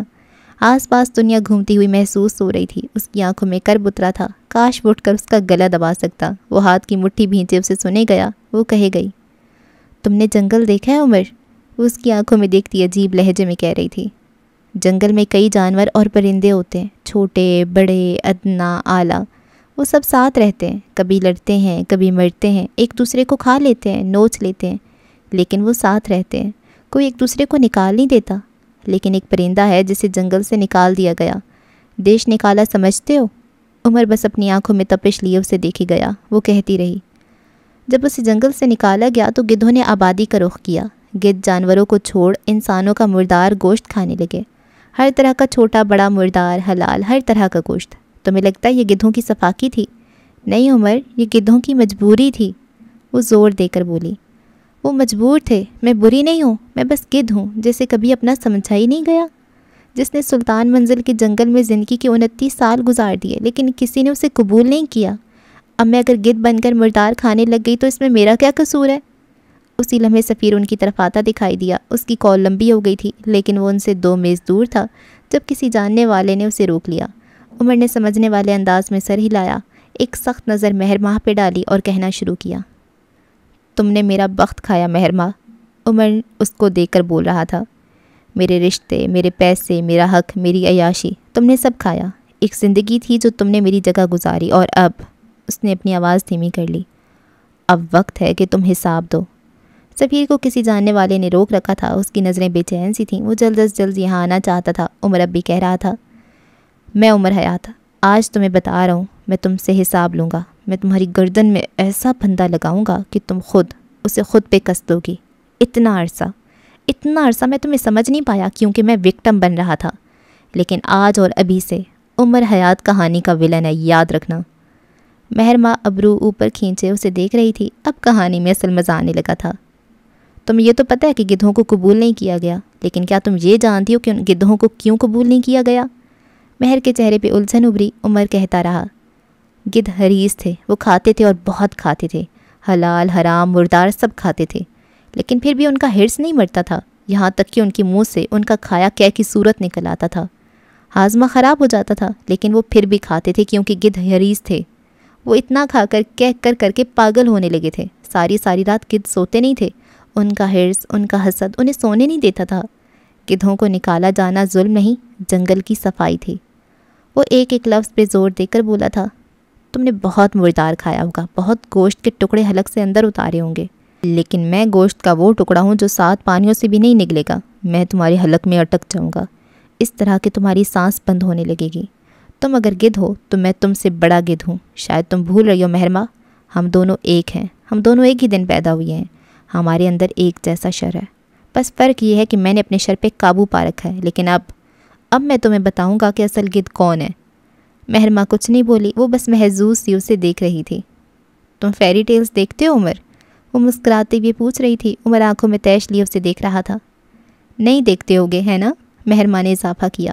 میں دیکھتی ہوں، بہت زیادہ دیکھتی ہوں، اور پتہ ہے کیا، مجھے فیری ٹیلز میں ہمیشہ وہ لوگ پسند تھے جو ایول تھے۔ مجھے وہ جادوگرنی پسند تھی جس نے راپنزل کو قید کر لیا تھا۔ کچھ عرصہ ہی صحیح، لیکن وہ خوبصورت زندگی گزارتی رہی۔ مجھے وہ ستیلی ماں پسند تھی جس نے شہزادی کو محل سے دربدر کر دیا۔ چاہے کچھ عرصہ ہی صحیح، لیکن شہزادی نے ٹھوکریں تو کھائی نا۔ مجھے ہر برا کردار پسند ہے، مجھے ہر وہ انسان پسند ہے جو اپنا حق، اپنی محبت چھین لیتا ہے۔ اور رہی بات بدلے کی، انتقام کی، تو وہ تم مجھ سے نہیں لے سکتے عمر۔ تمہارے پاس ایک واحد چیز، واحد رشتہ حال ہے، اور تم دیکھنا میں اسے تم سے کس طرح الگ کروں گی۔ نہ تم کہانی کے شہزادے ہو، نہ وکٹم، اب تم کہانی کے دیو ہو، اور دیووں کی جان ہمیشہ ایک ننھی چڑیا میں ہوتی ہے۔ میں اس چڑیا کی مالک ہوں۔ تم دیکھنا عمر، میں تمہارے بخت سے تمہاری آخری محبت کیسے کھروچ کر مٹاتی ہوں۔ سفیر قریب آ چکا تھا۔ عمر خاموش ہو کھڑا رہا، سپاٹ سرد آنکھوں سے اسے دیکھتا ہوا۔ تم میری بیوی سے کیا بات کر رہے ہو؟ اس کا لہجہ سخت تھا، مشکوک سا۔ عمر اب کے سفیر کی جانب مڑا، چہرہ حتی الامکان بے تاثر رکھا۔ چند ثانیہ سفیر کو گھورتا رہا اور پھر مڑ گیا۔ وہ بہت بری طرح ڈسٹرب تھا، شاید ہرٹ بھی۔ وہ مڑ گیا تو سفیر نے تندی سے مہرما کو دیکھا۔ تم یہی آدمی ملا تھا بات کرنے کو؟ اس کا لہجہ سخت تھا۔ میں اس سے بس حالے کے بارے میں بات کر رہی تھی، آپ کو برا لگا؟ وہ ہلکی آواز میں پوچھ رہی تھی۔ سفیر نرم پڑا اور گھوم کر اپنی جگہ پہ آ بیٹھا۔ چھوڑو اسے، تم بتاؤ کھانا کیسا ہے؟ اس نے بات بدل دی تھی۔ مہرما اب اس سے کچھ کہہ رہی تھی، سفیر سن رہا تھا یا پھر شاید نہیں۔ سچ تو یہ تھا کہ عمر کو دیکھ کر آج بھی اس کے دل کے زخم ہرے ہو جاتے تھے۔ شاید وہ واقعی حالے سے محبت کرتا تھا، کیا پتہ۔ عمر حیات کے بنگلے پہ رات اتر آئی تھی۔ لاؤنج میں اب تک آوازیں آ رہی تھیں۔ حسن اپنی سابقہ جگہ پہ براجمان تھا۔ نفیسہ حیات کا فیوریٹ بچہ لیل جانے کی تیاری میں کھڑی تھی اور اب ہارون سے منت کر رہی تھی کہ وہ اسے گھر چھوڑائے۔ حالے کچن میں تھی، کافی بناتی ہوئی۔ ہارون کیا تکلیف ہے تمہیں؟ چھوڑاؤ نا مجھے۔ لیل سخت خوف زدہ تھی۔ ہارون نے نفی میں سر ہلایا۔ ہرگز نہیں، میں نے جو تمہاری پینٹنگ بنائی تھی پہلے اس کی تعریف کرو۔ عجیب ضد تھی بھائی۔ تم اٹھ رہے ہو یا پھر میں تمہارا سر پھاڑ دوں؟ وہ ضبط سے پوچھ رہی تھی۔ تم مجھ پہ ہاتھ اٹھاؤ گی؟ تو کیا میں نے چوڑیاں پہن رکھی ہیں؟ تم عورت پہ ہاتھ اٹھاؤ گے؟ لیل کو یہاں کر صدمہ ہی تو لگا تھا۔ ہارون مسکرایا تھا۔ میں عورت پہ برش اٹھاؤں گا اور ایسے بھیانک طریقے سے تمہارا چہرہ پینٹ کروں گا کہ تم ساری زندگی یاد رکھو گی۔ لیل کا سانس جیسے سینے میں اٹک گیا۔ اس کی حسین عربی آنکھیں، اس نے فوراً پینترا بدلا تھا۔ تم تو میرے اچھے دوست ہو ہارون، میں بس تم سے مذاق کر رہی تھی۔ تم اس دنیا کے سب سے بہترین پینٹر ہو، میں تمہاری سب سے بڑی فین ہوں۔ عمر میں نا؟ ہاں میں جانتا ہوں، تو میری فین لسٹ میں سب سے بڑی عمر کی عورت ہو۔ اور بس یہاں لیل سکندر کی بس ہو چکی تھی۔ وہ اپنا بیگ جپٹتے ہوئے اٹھی تھی، ہارون پہ جہنم میں جاؤ والی نظر ڈالی اور آگے بڑھ گئی۔ ہارون بھی اٹھ کھڑا ہوا تھا اور مسکراتے ہوئے اس کے پیچھے گیا تھا۔ اب وہ سارا راستہ اس سے لڑتے ہوئے جائے گی، وہ جانتا تھا، لیکن وہ بھی کیا کرے؟ جو سکون لیل کو تپا کر ملتا تھا وہ کہیں اور نہیں تھا۔ وہ چلے گئے تو لاؤنج خالی ہو گیا۔ نفیسہ بھی اٹھ کر اپنے کمرے میں چلی گئی تھی۔ حسن کو حالے نے بلا لیا تھا۔ وہ کچن میں کھڑی حسن سے اس کے کالج کے متعلق کوئی بات کہہ رہی تھی۔ جب عمر اندر جاتا دکھائی دیا، اس کے جاتے جاتے ایک نظر حالے کو دیکھا اور پھر اسی طرف آ گیا تھا۔ اس کی رنگت نچڑی ہوئی تھی، چہرہ عجیب تھا، صاف ظاہر تھا وہ ڈسٹرب ہے۔ وہ کچن میں ایک دوسرے کے آمنے سامنے کھڑے تھے۔ حسن نامحسوس انداز میں باہر نکل گیا تھا۔ عمر نے حالے کو دیکھا۔ کیا وہ اسے بتا دے؟ کیا وہ یقین کر لے گی؟ کیا اسے کوشش نہیں کرنی چاہیے؟ اس نے گلا تر کیا، کہنے کو الفاظ جمع کیے۔ اگر میں کسی دن کوئی ایسی بات کہہ دوں جس سے آپ نے اپنے وہم و گمان میں بھی نہ سوچا ہو، تو کیا آپ میرا اعتبار کریں گی؟ وہ بڑے دنوں بعد آج پھر سے آپ کہہ رہا تھا۔ الفاظ جوڑ جوڑ کر اس کی آنکھوں میں دیکھ کر سوال کرتا، یہ اس کا عمر تھا؟ ہاں یہ وہی تھا۔ حالے نے بازو سینے پہ باندھ کے اسے دیکھا تھا۔ تم خود کو دیکھو عمر، تم ہمارا ماضی دیکھو اور پھر خود سے سوال کرو، میں کیا کروں گی؟ اس کو دیکھتے ہوئے بولی تھی۔ مجھے معاف کر دو حالے، میں آج اپنی غلطی مانتا ہوں۔ میں نے جو بھی تمہارے ساتھ کیا وہ غلط تھا، لیکن اب میں اپنے عمل پہ شرمندہ ہوں۔ کیا ہم ایک دوسرے کو موقع نہیں دے سکتے؟ وہ آج مختلف لگ رہا تھا، وہ اسے روک رہا تھا، شاید خوف زدہ تھا۔ مجھے جانے دو عمر، ہم دونوں کے حق میں یہی بہتر ہوگا۔ طلاق ایک نہ ایک دن ہونی ہے۔ ضروری نہیں ہے کہ ہماری طلاق ہو جائے، عمر نے ناگواری سے ٹوکا تھا۔ حالے مسکرائی تھی، اذیت سے، کرب سے۔ کیوں عمر، ہماری طلاق کیوں نہیں ہوگی؟ Because I am the woman you love with all your heart. یا پھر تو میرے ساتھ جینا چاہتے ہو، لیکن تم تو کہتے ہو کہ ان میں سے ایک بات مذاق تھی اور ایک بابا کی خواہش۔ عمر کا سر جھکا تھا، اسے پشیمانی ہوئی، حال تکلیف سے کہہ رہی تھی۔ تم کہتے ہو تمہارے استاد نے تمہیں جو سکھایا وہ صحیح تھا اور تم ویسا ہی کرو گے، اور اب تم اپنے عمل پہ معافی بھی مانگ رہے ہو۔ تم چاہتے ہو میں تم پہ اعتبار کروں، لیکن تم خود ایسا نہیں کرنا چاہتے۔ تمہاری کوئی بات سچی نہیں ہے عمر، تم جھوٹے ہو، تم اندر سے ایک شکی آدمی ہو، تم ایک سیلف آبسیسڈ آدمی ہو جس سے لگتا ہے اسے سب پتہ ہوتا ہے۔ نہالے کی آواز اونچی تھی، نہ اس میں طنز تھا، پھر بھی عمر کو اس کی باتیں چابک جیسی لگی تھیں۔ تم آج کہیں سے ہماری کہانی کا کوئی نیا سچ جان کر آئے ہو، لیکن تم مجھے بتا نہیں رہے۔ بات یہ نہیں ہے کہ میں تم پہ اعتبار نہیں کرتی، بات یہ ہے کہ تم… وہ آگے آئی، عمر کے سینے پہ انگلی سے دستک دی۔ تم مجھ پہ اعتبار نہیں کرتے، ورنہ میں تو وہی ہوں جسے آدھی رات میں تم نے کہا تھا کہ میں جینا چاہتا ہوں اور میں نے اعتبار کر لیا تھا۔ عمر نے ایک جھٹکے سے گردن اٹھا کے اس کو دیکھا تھا۔ اس کی آخری بات میں کچھ تھا کہ ٹھٹکا جائے، کچھ ایسا کہ وہ سچی لگے۔ وہ اب بھی اس کے سامنے کھڑی تھی، اس کی آنکھوں میں اپنی نم ہوتی آنکھیں گاڑے ہوئے، ان میں تکلیف تھی، واضح تکلیف۔ تم چاہتے ہو میں یہاں رہوں، لیکن تم پورا ایک ماہ کہاں تھے عمر؟ تم بس اپنا سوچتے ہو۔ آج تمہیں میری ضرورت ہے تو تم روک رہے ہو، ورنہ حالے کو چھوڑ دینا تو ہمیشہ تمہارے لیے آسان رہا ہے۔ وہ بول کر رکی نہیں تھی، شاید اسے اپنے آنسوؤں کے بہہ جانے کا ڈر تھا۔ پیچھے عمر تہی دامن کھڑا رہ گیا۔ پولیس والا اگر اعتبار کر لے تو نری موت مرے۔ یاقوت مرزا کا کمرہ آج خاموش سا تھا۔ نرمین آج نو کے ساتھ تھی، شاید وہ تھوڑی دیر تک اسے چھوڑنے آ بھی جاتا۔ یاقوت مرزا آئینے کے سامنے کھڑا اپنے بالوں میں اسپرے کر رہا تھا۔ وہ کافی بدلا ہوا سا تھا، اس کے چہرے پہ بے چینی سی تھی، سنجیدگی بھی۔ شاید کچھ سوال تھے جن کے جواب اسے مل نہیں پا رہے تھے۔ وہ تیار ہو کر لاؤنج میں آیا، صوفے پہ اس کے دوست بیٹھے تھے، دیوار گیر ٹی وی پہ خبر چل رہی تھی۔ ناظم آباد سے خبر شامل کرتے چلیں۔ اطلاع ملی ہے کہ ناظم آباد سے لاپتہ ہونے والی اقرا خالد کی زیادتی شدہ لاش پولیس کو مل گئی ہے۔ بتایا جا رہا ہے کہ اقرا کے ساتھ متعدد افراد نے… یاقوت نے آگے بڑھ کر ریموٹ کی مدد سے رپورٹر کی آواز کا گلا گھونٹ دیا۔ اس کا چہرہ اب بالکل بھی نارمل نہیں تھا، وہ ڈرا ہوا، گلٹی سا لگتا تھا۔ اسے اب لگتا تھا کہ جو اس نے کیا ہے وہ گناہ ہے۔ بند کیوں کر دیا یاقوت؟ سننے تو دیتے، آخر وہ بغیرت لوگ پکڑے بھی گئے ہیں یا نہیں؟ اس کی ایک دوست بولی تھی۔ یاقوت ایک سنگل صوفے پہ آ کر بیٹھا، ہاتھ نامحسوس انداز میں بازو کو کھجا رہا تھا، کبھی گردن۔ آس پاس خنزیروں کی بو پھیلنے لگی تھی، جسم سے چپکا نادیدہ چیچک اب نظر آنے لگا تھا۔ کیا بغیرت ہے وہ؟ ہاں، اور وہ لڑکی، اس کی کوئی غلطی نہیں ہے، کیوں نکلی تھی شام میں گھر سے؟ وہ چڑھ دوڑا تھا۔ پاس بیٹھے شان نے افسوس سے اس کو دیکھا۔ یاقوت تم وکٹم بلیمنگ کر رہے ہو، اور وہ لڑکی اپنے باپ کی دوائی لینے نکلی تھی۔ اس کا باپ ایک بیٹا نہیں پیدا کر سکا جو آدھی رات کے وقت اس کی دوا لے کر آتا اور ریپ نہ ہوتا؟ وہ تلخی سے بولا۔ یاقوت کو بے اختیار اپنے آس پاس آکسیجن کی کمی محسوس ہوئی تھی۔ بیٹا ہوتا بھی تو کیا ہو جاتا؟ اب کے نوید بولا تھا۔ کیا لڑکے ریپ نہیں ہو رہے؟ حمزہ متین کا کیس بھول رہے ہو تم؟ 1 ہفتہ پہلے اس کو اجتماعی زیادتی کے ساتھ قتل کر دیا گیا۔ ریپسٹ جینڈر نہیں دیکھتے؟ یاقوت نے مردہ آنکھوں سے ان کو دیکھا۔ اس کے پاس کہنے کو کچھ نہیں تھا، وہ جسے گناہ مان ہی نہیں رہا تھا آج وہی عمل گلے کا پھندا بننے لگا تھا۔ ایسا بھی تو ہو سکتا ہے کہ اس نے یہ سب کسی مجبوری میں کیا ہو۔ یاقوت کی حلق سے پھنسی پھنسی آواز نکلی تھی، اسے لگ رہا تھا وہاں بیٹھے تمام لوگ اس پہ ہنس رہے ہوں جیسے۔ ریپ کبھی بھی مجبوری نہیں ہوتا یاقوت، ریپ ایک بیمار دماغ کرتا ہے، ایسا دماغ جس سے مرد، عورت، انسان، جانور سے فرق نہیں پڑتا، نوین کہہ رہی تھی، اور یاقوت دم سادے اس کو سنے گیا۔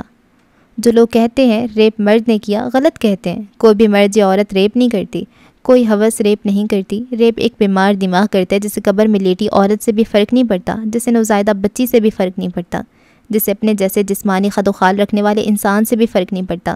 ریپسٹ ایک خنزیر جیسا ہوتا ہے، جس طرح خنزیر اپنا فضلہ خود کھا جاتا ہے نا، بالکل اسی طرح ریپسٹ مرد کو بھی ریپ کرتا ہے۔ وہ بول کر خاموش ہوئی تو شان نے بولنا شروع کیا۔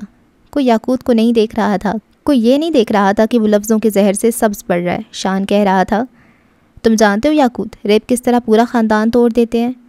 ریپ قتل سے بھی بڑا جرم ہے۔ اس جرم میں ایک وکٹم نہیں ہوتا، بلکہ سارا خاندان، سارا سرکل وکٹم بن جاتا ہے۔ لڑکی کا گھر، خاندان، دوست، سب افیکٹ ہوتے ہیں۔ اس لڑکی کا بھائی گلی میں گزرتے ہوئے گردن جھکا دیتا ہے، کیونکہ اس گلی میں کئی تم جیسے وکٹم بلیمرز ہوتے ہیں۔ لڑکی کی بہنوں کے رشتے نہیں آتے، کیونکہ خاندان میں تم جیسے لوگ ہوتے ہیں جن کو لگتا ہے شاید ریپسٹ اتنا برا نہیں تھا، کچھ قصور لڑکی کا بھی ہوگا۔ یاقوت کو جیسے وقفے وقفے سے چابک لگ رہے تھے، چیچک زدہ جسم سے خون رس رہا تھا۔ یاقوت مرزا نے گردن اٹھا کے ان کو دیکھا تھا، اسے سب کی نظروں میں اپنے لیے حقارت محسوس ہوئی تھی۔ اگر یہ لوگ جان لیں کہ… اور بس اس سے آگے وہ سوچنا بھی نہیں چاہتا تھا۔ اصل میں یہ ریپسٹ انسان نہیں ہوتے، شیطان ہوتے ہیں۔ کسی ایک دوست نے لقمہ دیا تھا اور یہاں اگر ساری باتیں بے معنی ہو گئی تھی۔ یاقوت مرزا سن ہو گیا تھا، اس کا دماغ شل تھا، اس کے جسم سے روح کھینچ لی گئی تھی۔ اس کے دوست اب کوئی اور بات کر رہے تھے، شاید سسٹم کی کمزوری، شاید مجرم کا پکڑا جانا۔ یاقوت بس غائب دماغی سے انہیں سن رہا تھا۔ اس کے دماغ میں جو چل رہا تھا وہ کئی برس پرانے منظر تھے، کئی برس قبل۔ یہ ان دنوں کی بات ہے جب فہیم مرزا نے اپنے کاروبار برطانیہ میں پھیلا لیا تھا۔ انہیں وہاں رہنا پڑتا تھا اور یاقوت اپنی ماں کے ساتھ پاکستان میں، کیونکہ مسکان فہیم مرزا کی بیوی کو پاکستان پسند تھا۔ 2 ماہ قبل جب ان کی وفات ہوئی تب یاقوت یہاں سے نہ جانے پہ بضد تھا۔ بالآخر مجبور ہو کر فہیم مرزا کو سنو کی ماں کے پاس چھوڑا۔ وہ مخلص اور اچھی عورت تھی، اپنے ساتھ ہونے والے مظالم کا بدلہ اس بچے سے نہیں لیا۔ وہ پچھلے 3 ماہ سے ان کے گھر رہ رہا تھا، صبح میں نو اور نرمین کے ساتھ اسکول جاتا تھا اور شام میں قاری صاحب کے گھر۔ ہماری کہانی اور یاقوت کا اصل قاری صاحب کے گھر سے جڑا ہے۔ پکی اینٹوں والی بیٹھک میں اس وقت کئی بچے سر ہلا ہلا کر قرآن پڑھ رہے تھے۔ ان کے سروں پہ جالی دار ٹوپیاں تھیں۔ قاری صاحب کے دائیں طرف ایک بچہ بیٹھا تھا، سیاہ آنکھیں، صاف ستھرا لباس اور امیروں والی ٹھاٹھ۔ وہ بچہ بہت خوبصورت تھا اور اس وقت بیٹھک میں بیٹھے تمام بچوں سے اچھا پڑھنے والا۔ اسے قرآن پڑھنے کا بہت شوق تھا۔ اس نے صرف 1 ہفتے میں ہی 6 چھوٹی چھوٹی صورتیں حفظ کر لی تھیں۔ وہ جب پڑھتا تھا تو ساری دنیا سے بے خبر ہوتا تھا، ایک وہ اور ایک اس کا قرآن۔ تمام بچوں کا دھیان سپارے کی جانب تھا جب یاقوت کو اپنی پشت پہ کچھ سرکتا ہوا محسوس ہوا۔ وہ بدک کر دور ہٹا تھا۔ اس کی آنکھوں میں خوف اور ناپسندیدگی تھی۔ یہ لمس اسے پسند نہیں تھا، جانے کیوں یہ بے چین کر دیتا تھا۔ وہ ایک بار پھر لہک لہک کر سبق پڑھنے لگا تھا جب اسے وہی لمس اپنی ٹانگوں پہ رینگتا ہوا محسوس ہوا۔ یاقوت نے گردن اٹھا کر دیکھا، قاری کی نظریں اسے آج عجیب لگی تھیں۔ وہ بے اختیار دور ہو بیٹھا۔ وہ بچہ تھا لیکن قاری صاحب کی بائیں جانب بیٹھا نو مرزا بچہ نہیں تھا۔ کم از کم اس معاملے کو تو وہ سمجھ سکتا تھا، لیکن وہ دیکھ کر یوں نظر انداز کر دیتا تھا جیسے دیکھا ہی نہ ہو۔ کئی دن بیتے لیکن وہ گندا، برا اور بے چین کر دینے والا لمس، وہ لمس نہیں بدل سکا۔ یاقوت اب بہت بے چین ہونے لگا تھا۔ وہ قاری صاحب سے دور جا کر بیٹھتا تھا لیکن پھر وہی ہوتا جس کا اسے ڈر رہتا۔ قاری اس کے معصوم ہاتھ سرخ کر دیتا تھا۔ قاری نے مشہور کر رکھا تھا کہ وہ ایک نہ پڑھنے والا اور بہانے بنانے والا بچہ ہے، اس لیے وہ قاری کے ساتھ نہیں بیٹھتا۔ ایسی ایک دن جب وہ سارے بچے بیٹھک سے چھٹی کر کے چلے گئے تب وہاں ایک بچہ تھا جسے جانے نہیں دیا جا رہا تھا، یاقوت مرزا۔ وہ ہر بار سبق یاد کر کے سناتا تھا اور ہر بار ہی مار کھاتا تھا کیونکہ اسے آیات نہیں آتی تھیں۔ وہ ہر مرتبہ آیات کو الٹا پڑھتا تھا۔ شیطان کی اولاد، سبق کو صحیح سے پڑھ۔ قاری اسے مارے جاتا اور یہی سطر دہرائے جاتا تھا۔ وہ خود سے نہیں پڑھ پاتا تھا، اس لیے قاری نے نو کے سر اس کی ذمہ داری لگا رکھی تھی۔ نو جتنی ہی مرتبہ اسے سبق یاد کروا دیتا لیکن وہی ڈھاک کے 3 پات، وہ ہر دفعہ آیات کو غلط پڑھتا تھا۔ یہ اس کے لیے نیا تھا، پہلے تو کبھی ایسا نہیں ہوا تھا۔ وہ ذہین تھا اور اسے قرآن سے محبت تھی۔ وہ تو نو اور نرمین سے پہلے تیار ہو جایا کرتا تھا، لیکن جب سے وہ قاری صاحب کے لم سے چڑھنے لگا تھا تب سے یہی سب ہونے لگا تھا۔ اس شام بھی وہ روئی روئی معصوم آنکھوں سے سبق دیکھ رہا تھا۔ اس کی آنکھیں سوج گئی تھیں، ہاتھ جل رہے تھے، لیکن وہ پڑھے گیا۔ اسی لمحے ایک بار پھر اسے قاری کا ہاتھ اپنی ران پہ محسوس ہوا اور بس یہ ایک حد تھی۔ وہ غصے سے اس کا ہاتھ جھٹکتے ہوئے اٹھا تھا اور قاری صاحب کے منہ پہ تھوک دیا۔ اس کے بعد ایک قہر تھا جو اس پہ ٹوٹ پڑا تھا۔ قاری نے کسی جانور کی طرح اس کی رانوں پہ ڈنڈے برسائے تھے۔ وہ چیخ رہا تھا، کسی کو مدد کے لیے پکار رہا تھا، لیکن کوئی اس کے لیے نہیں آیا۔ باہر بیٹھا سنہری آنکھوں والا لڑکا بھی نہیں۔ وہ بس آنکھیں موندے اندر سے آتی آوازوں پہ تسکین لے رہا تھا۔ اس کے چہرے پہ انتقام تھا۔ رات کے وقت رابیل، نو کی ماں نے یاقوت کی ٹانگوں پہ مرہم لگا دیا تھا۔ وہ بے حد تکلیف میں لگتا تھا، بار بار کراہتا رہتا۔ رابیل کئی بار کہہ چکی تھی کہ وہ اپنے باپ کو سب بتا دے، لیکن وہ جانتا تھا اگر اس کے باپ کو پتہ چل گیا تو وہ اسے قرآن نہیں پڑھنے دیں گے اور اسے 6 صورتوں سے آگے بھی یاد کرنا تھا۔ رابیل اس کی مرہم پٹی کر چکی تھی۔ وہ ان کا بھانجا تھا، بالکل بیٹوں جیسا۔ اب وہ اس کے پاس بیٹھی تھیں۔ یاقوت معصومیت سے ان کو دیکھ رہا تھا۔ اس کی آنکھیں روئی روئی سی تھیں۔ رابیل نے پیار سے اس کے بالوں پہ ہاتھ پھیرا۔ تم فکر مت کرو یاقوت، اللہ ہے نا، وہ تم پہ رحم کرے گا، تم بالکل ٹھیک ہو جاؤ گے۔ اسے دلاسا دے رہی تھی۔ نو ایک طرف بیٹھا کان لگا کر اس کی باتیں سن رہا تھا۔ رحم کیا ہوتا ہے آنٹی؟ وہ ان کو دیکھ کر پوچھ رہا تھا۔ رابیل نے الفاظ جوڑنے چاہے، اب وہ اس بچے کو کیا سمجھاتی؟ یاقوت ہمیشہ مثال مانگتا تھا۔ رابیل نے ایک نظر اس کی شارٹس والی ٹانگوں کو دیکھا، پھر نرمی سے کہنے لگی، رحم وہ ہوتا ہے جب آپ پہ کوئی بہت زیادہ ظلم کر رہا ہو، پھر اللہ آپ کو بچا لے۔ تمہارے کیس میں رحم یہ ہوگا، آج تمہارے زخم درد نہیں کریں گے، نہ جلیں گے اور نہ ہی تمہاری نیند خراب کریں گے۔ تم دیکھنا، اللہ تم پہ رحم کرے گا۔ وہ بول کر اٹھ گئیں۔ یاقوت خوش ہو گیا تھا۔ وہ بہت جلدی خوش ہو جایا کرتا تھا۔ اسے اللہ کا ذکر، اس کی حکمت فیسینیٹ کرتی تھی۔ وہ جلد ایمان لانے والوں میں سے تھا۔ کچھ دیر بعد یاقوت اور نو ایک ہی بیڈ پہ بیٹھے تھے۔ ان دونوں کے ہاتھوں میں نوڈلز کے بول تھے، یاقوت کا نارمل اور نو کے تیز مسالوں والے نوڈلز۔ وہ بس غور سے یاقوت کو دیکھ رہا تھا۔ نہ جانے کیوں اسے لگتا تھا جو کچھ یاقوت کا باپ اس کی ماں کے ساتھ کرتا ہے اس کی سزا یاقوت کو ملنی چاہیے۔ قرآن یاقوت کی خوشی تھی اور نوح سے برداشت نہیں کر پاتا تھا۔ تم قاری صاحب کے پاس جانا چھوڑ کیوں نہیں دیتے؟ وہ تمہیں اتنا مارتے ہیں۔ نوح اسے دیکھتے ہوئے پوچھ رہا تھا۔ یاقوت کھل کر مسکرایا۔ وہ چاہے مارے یا نکال دیں، آنٹی نے کہا اللہ مجھ پہ رحم کرے گا۔ اس اتنی سی بات پہ اتنا خوش تھا، نوح کو حسد ہونے لگا تھا۔ رحم کیا ہے تم جانتے ہو؟ یاقوت نے زور زور سے اس بات میں سر ہلایا۔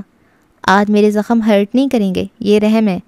اور پھر نہ جانے کیوں کس خیال کے تحت نوح مرزا نے اپنے مرچوں والے نوڈلز کا پیالہ یاقوت کی ٹانگوں کے قریب کیا اور پھر جان بوجھ کر گرا دیا۔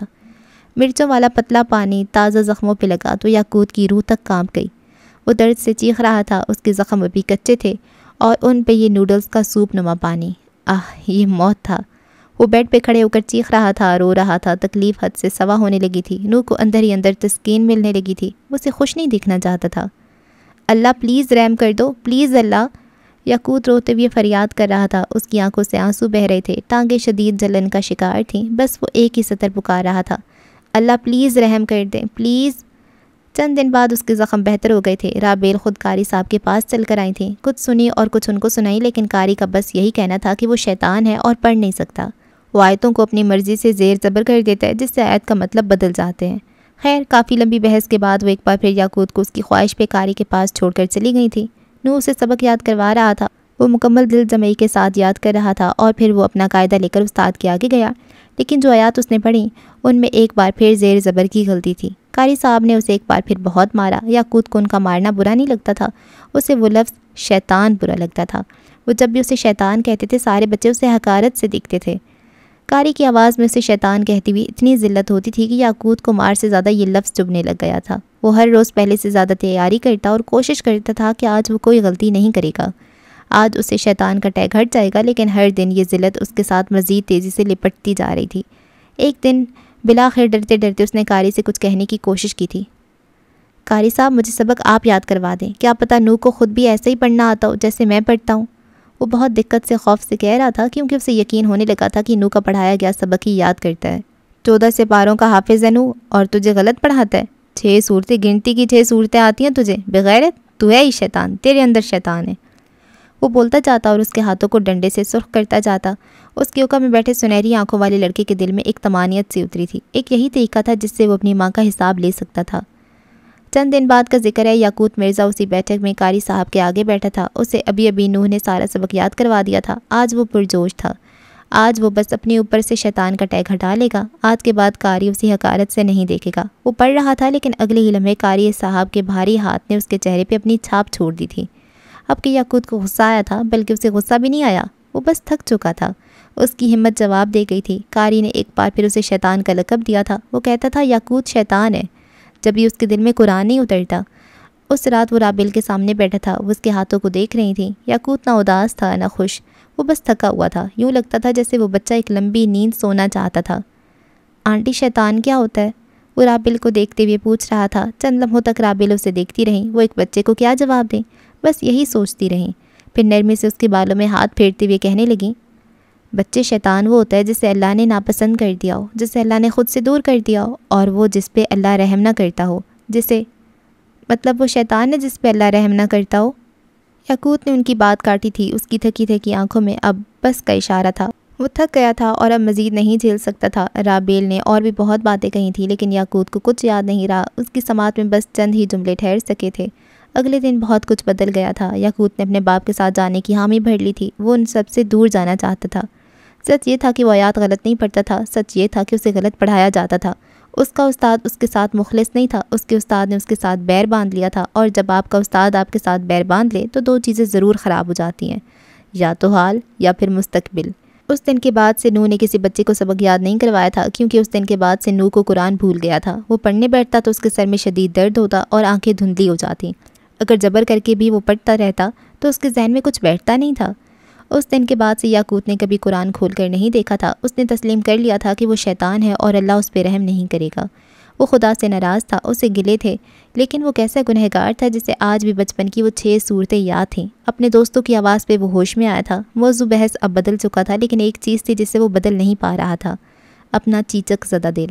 اسے چیچک کی علامات ظاہر ہونا شروع ہو گئی تھیں، اور سچ یہ تھا کہ اب اسے خود سے تعفن اٹھتا بھی محسوس ہوتا تھا۔ ڈاکٹر روحی کا کلینک آج ذرا خاموش سا تھا۔ حالِ سلطان ان کے آفس میں بیٹھی ان کا انتظار کر رہی تھی۔ اس نے گہرے نیلے رنگ کا کرتا شلوار پہن رکھا تھا، ہونٹوں پہ گہرا سرخ رنگ ملے ہوئے وہ آج اس آفس میں رکھی سب چیزوں سے نمایاں لگ رہی تھی۔ اس کے انداز میں بے چینی تھی، شاید وہ جلد از جلد یہاں سے جانا چاہتی تھی۔ اس کے انداز میں حسرت بھی تھی، کاش وہ یہاں ٹھہر پاتی، کاش وہ ہارون کی طرح عام ہوتی۔ کھوکھلے بہادر لوگوں کو اپنا کور ٹوٹ جانے سے بہت خوف آتا ہے، وہ اس کور کو بچاتے بچاتے خود ٹوٹ جاتے ہیں۔ اسی لمحے دروازہ کھلا، جام نے ڈھیلے ڈھالے کرتے، گلے میں ملائیں اور ہاتھوں میں بینڈز پہنے غزالہ روحی اندر آئیں۔ وہ کتنی اچھی تھی نا، فری سول سی۔ وہ آپ ایک ٹھنڈا میٹھا نرم سا تاثر چھوڑ دیتی تھیں۔ وہ آئیں تو حالے کے اعصاب تن سے گئے، البتہ روحی مسکراتی ہوئی آگے آ بیٹھی۔ کمال ہے، آج تو مسز حیات صاحبہ خود تشریف لائی ہیں، کیا کہنے بھائی؟ وہ ہلکے پھلکے دوستانہ لہجے میں کہہ رہی تھیں۔ حالے کی گرفت اپنے گود میں رکھے پرس پہ سخت ہوتی گئی۔ اس نے حلق تر کیا اور گردن کڑا لی۔ میں یہاں آپ کو یہ بتانے آئی ہوں کہ اس دن کے آپ کے غیر سنجیدہ اور غیر پروفیشنل رویے کی وجہ سے آج کے بعد میں آپ سے کوئی سیشن نہیں لوں گی۔ آج کے بعد سے آپ میری تھیراپسٹ نہیں ہیں۔ وہ ایک ایک لفظ پہ زور دے کر بولی تھی۔ روحی اب بھی مسکراتی رہیں۔ واقعی ایسا ہے کیا؟ وہ نظروں سے اس کے دماغ کا سکین کر رہی تھیں، گویا انہوں نے ایک بھرپور نظر حالے کے سراپے پہ ڈالی اور مسکرائیں، گہری مسکراہٹ۔ یا پھر ایسا ہے کہ تم آج پھر اپنے دماغ کو ڈوز دینے آئی ہو؟ حالے کا رنگ پھیکا پڑا تھا۔ روحی کہتی رہیں، گہرا نیلا رنگ، سرخ لپسٹک اور اچھی خاصی تیاری، تم خود کو نمایاں کرنے آئی ہو۔ تم مجھے دکھانے آئی ہو کہ تم ٹھیک ہو، لیکن میں تمہیں نہیں دیکھ رہی، میں تمہارے چہرے سے تمہارا دماغ دیکھ رہی ہوں۔ وہ بول رہی تھیں اور حالے کی رنگت نچڑتی جا رہی تھی۔ تم خود سے بھاگ رہی ہو حالے، اس بار تمہارے دماغ، تمہاری بیماری نے ایک نیا بہانہ ڈھونڈ لیا ہے، میرے غیر پروفیشنل ہونے کا بہانہ۔ کب تک حالے؟ کب تک یہ گہرا سرخ رنگ اور نیلا رنگ اوڑھ کر خود کو چھپاؤ گی؟ یاد رکھنا یہ تمہاری خام خیالی ہے، دماغ ان رنگوں میں نہیں چھپتا، تم اس کے ساتھ غلط کر رہی ہو۔ وہ فکر مندی سے کہتی آگے کو ہوئی۔ حالے کا ٹھنڈا ہاتھ اپنے ہاتھ میں لیا۔ دیکھو حالے، میں نے جو کچھ بھی اس دن کیا وہ تمہارے لیے تھا، تمہارے دماغ کے لیے تھا۔ تم مسلسل مجھ سے جھوٹ بول رہی تھی اور تمہارا دماغ ٹریگر ہو رہا تھا۔ میں نے تمہیں ٹروتھ سیرم دیا تاکہ تم سچ بولو اور تمہارا دماغ آزاد محسوس کرے۔ وہ بول رہی تھیں اور حالے ٹکر ٹکر ان کا چہرہ دیکھتی رہی۔ لیکن تم نے کیا کیا حالے؟ تم دماغ کو ڈبل کراس کرنے لگیں، تم نے خود کو اس سے زیادہ عقلمند سمجھ لیا۔ کیا تم نہیں جانتی دماغ کتنا بڑا ایگوئسٹ ہے؟ جب تم اسے دھوکہ دینے لگیں تب اس نے تمہیں نقصان پہنچانا چاہا۔ وہ ہمیشہ تمہارا بھلا چاہتا ہے، تم اسے ڈاج مت دو۔ تمہارا دماغ چاہتا تھا اصل ولن کا نام ظاہر ہو سکے تاکہ وہ آزاد ہو سکے، وہ بلیم گیم کھیلے اور صحت مند رہے۔ تم سمجھ رہی ہو نا؟ اس نے دہرایا تو حالے نے مکان کی انداز میں سر اس بات میں ہلا دیا۔ جب تم دماغ پہ زور دینے لگی تو وہ بکھلا گیا۔ اسے نہیں پتہ تھا کہ ٹروتھ سیرم کی وجہ سے سچ کہنا ہے یا پھر تمہارے والا کور جاری رکھنا ہے۔ ایسے میں جب میں نے دماغ پہ پریشر ڈالا تو اس نے وہ نام اگل دیا، کیونکہ دماغ ایک پرسکون پرزا ہے، اگر اس کے مزاج کے خلاف کچھ بھی ہونے لگے تو اسے اچھا نہیں لگتا۔ حالے کو نہیں پتہ تھا وہ اسے کیوں سن رہی تھی، لیکن وہ جانتی تھی اگر وہ اسے نہیں سنے گی تو شاید مر ہی جائے گی۔ غزالہ روحی نرمے سے کہہ رہی تھیں، حالے دماغ بہت بڑا ایگوئسٹ ہوتا ہے، بہت ضدی اور اپنی غلطی نہ ماننے والا۔ تمہارے کیس میں سب سے اچھی بات یہ ہے کہ وہ تم سے علاج مانگ رہا ہے اور تم اسے ڈوز دے رہی ہو۔ تم اسے دھوکہ نہیں دے سکتی حالے۔ تمہارے اعصاب مضبوط ہیں، لیکن تمہارے جسم کو چلانے کا اختیار اللہ نے اسے دے رکھا ہے۔ تم یہ اختیار اپنے ہاتھ میں لوگی تو سارا سسٹم خراب ہو جائے گا۔ حالے نے اپنے ہاتھ چھڑوا لیے۔ وہ سحر کر رہی تھی، وہ تو پہلے ہی سحر زدہ تھی اور ایک بار ہونا نہیں چاہتی تھی۔ مجھے آپ سے علاج کروانا ہی نہیں ہے، آپ اچھی ڈاکٹر نہیں ہیں، آپ مجھے انکمفرٹیبل کر رہی ہیں۔ وہ کہتی ہوئی اٹھ کھڑی ہوئی، چہرہ عجیب تھا۔ میں اپنا علاج کرواؤں گی، لیکن کم از کم آپ سے نہیں، کیونکہ میں تمہاری کہانی کی ولن کو جان گئی ہوں، ہے نا؟ روحی کی آواز پہ وہ تھم گئی تھی، لیکن مڑی نہیں۔ تم اسے پروٹیکٹ کرنا چاہتی ہو، لیکن تمہارا دماغ نہیں، وہ سچ بتانا چاہتا ہے، تم اسے ڈوز دے رہی ہو۔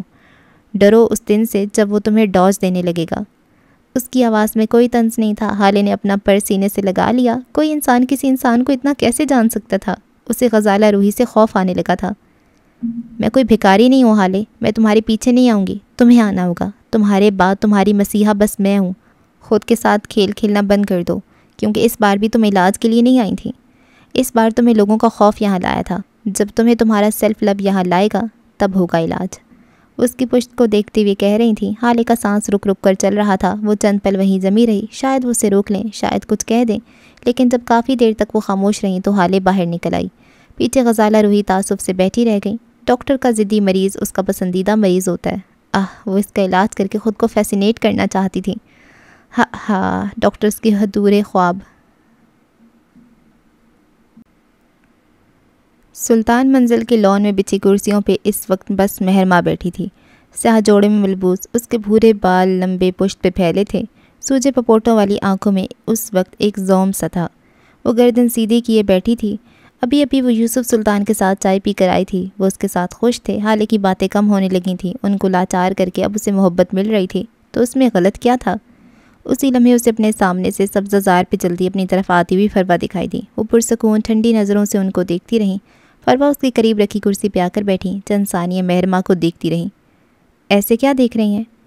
یہی کہ تم اتنی کب بڑی ہو گئی کہ تم مجھے ٹارچ دینے لگو؟ ان کی آواز میں ہلکا سا تعصب تھا۔ میں نے تمہیں پالا مہر، میں نے تمہیں بنایا، اور آج تم اتنی بڑی ہو گئی کہ تم مجھے استعمال کرنے لگیں۔ ان کی بھوری آنکھوں میں کرب اتر رہا تھا، چوٹ روح پہ لگی تھی۔ مہرماں البتہ بے تاثر تھی۔ مہرماں، تم نے میرے دماغ کے ساتھ کھیل کھیلا؟ حالے کی شادی کی رات کی تصاویر، ریسٹوران کی تصاویر، اور وہ ایک پل کو رکی۔ سفیر اور حالے کی عمر کو بھیجی جانے والی تصاویر، ان سب کے پیچھے تم تھی۔ تم نے خود کو ان سب میں کیوں پھنسا لیا میری جان؟ وہ تکلیف سے کہہ پا رہی تھیں، جیسے مہر پہ اگر ایک آنچ بھی آئی تو وہ برداشت نہیں کر سکیں گی۔ مہرماں اپنی کرسی پہ آگے کو ہوئی، محبت سے فروا کو دیکھا۔ آپ نے کہا تھا آپ میرے ساتھ رہیں گی، سائے کی طرح، فرشتے کی طرح، گناہوں کی طرح اور شیطان کی طرح۔ اب شیطان بننے کا وقت ہے اور آپ پیچھے ہٹ رہی ہیں۔ وہ گلہ کر رہی تھی۔ فروا کی آنکھوں میں بے بسی بھرنے لگی۔ میں تمہارے ساتھ ہوں مہر، لیکن عمر اب وکٹم نہیں رہا، وہ ولن بن چکا ہے۔ تمہیں چاہیے کہ اس سے خوف کھاؤ، وہ ہمارا قہر ہے، کھا جائے گا سب۔ وہ ہم پہ ٹوٹے گا اور ہمیں توڑ دے گا۔ ہر شخص، بات اور چیز کی وائب ہوتی ہے، عمر کی وائب میں انتقام ہے۔ مہرماں نے مسکرا کر سر جھٹکا تھا۔ ممی، سفیر کا دیکھا دیکھی وہ بھی اب یہی لفظ کہتی تھی۔ آپ نے وہ دیو دیکھا ہے نا جس کی جان ننھی چڑیا میں ہوتی ہے؟ عمر کی ننھی چڑیا میری قید میں ہے۔ وہ لڑکی جو خود کو ایک عطاب سمجھتی ہے، وہ میرے آگے ایک محبت اور توجہ کی بھوکی بچی ہے۔ اگر مہرماں کہہ دے تو حال سلطان اگلا سانس بھی نہیں لگی۔ اس نے فروا کا ہاتھ اپنے ہاتھ میں لیا تھا۔ میں کوئی انتقام، کوئی نفرت نہیں رکھ رہی، میں بس محبت سے رہنا چاہتی ہوں۔ ابا، سفیر، آپ، میں، ہم خاندان ہیں، اور حالے، میں اس سے آج بھی بہت محبت کرتی ہوں۔ اس کے ساتھ جو کچھ بھی ہوا وہ بس ایک حادثہ سمجھ لیں، ورنہ وہ آج بھی مجھے بے حد عزیز ہے۔ وہ میری بیٹی ہے ممی۔ آپ کو لگتا ہے اس کو جو نقصان ہوا وہ اس لیے تھا کیونکہ میں اس سے نفرت کرتی ہوں؟ وہ فروا کی آنکھوں میں دیکھ کر بولی، پھر خود ہی نفی میں سر ہلا دیا۔ نہیں ممی، بالکل نہیں، وہ سب بس قربانی تھی۔ حالے نے ساری زندگی سب کچھ حاصل کیا، وہ شہزادی بن کر رہی، لیکن یہ وقت جادوگرنی کا ہے، اور اب حالے کو تھوڑی مشقت اٹھانی پڑی گئی، تو اس میں ایسا کیا ہے؟ کیا ساری زندگی میں رشتوں کے ہوتے ہوئے ان کے بغیر نہیں رہی؟ اب حالے رہے گی تو کیا ہو جائے گا؟ عمر اس سے محبت نہیں کرتا، اب دیکھیے گا میں اس کی طلاق کرواؤں گی اور حالے کی شادی ہارون سے کرواؤں گی، وہ ہمیشہ خوش رہے گی، آپ دیکھیے گا۔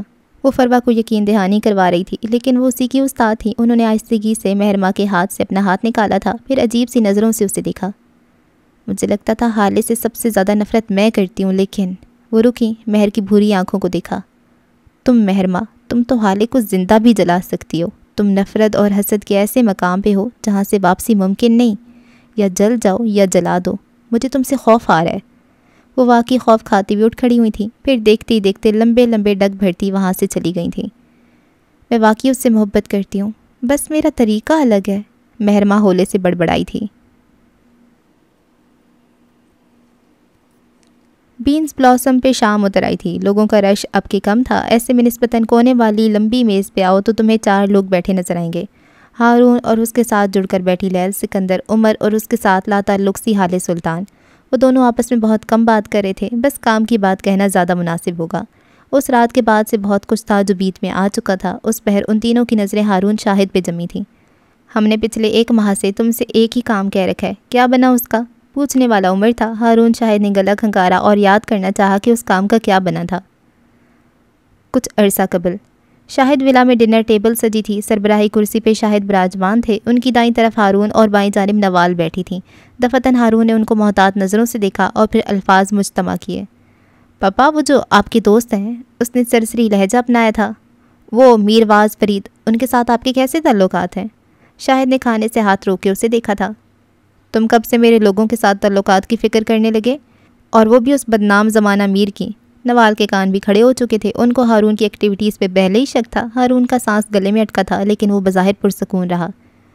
وہ اصل میں مجھے ان کے ساتھ ملاقات چاہیے تھی۔ شاہد حسین کو پانی پیتے پیتے اچھو لگا تھا، وہ بے اختیار کھانسنے لگے۔ ہارون سکون سے بیٹھا رہا، اتنا تو وہ سوچ کر آیا تھا۔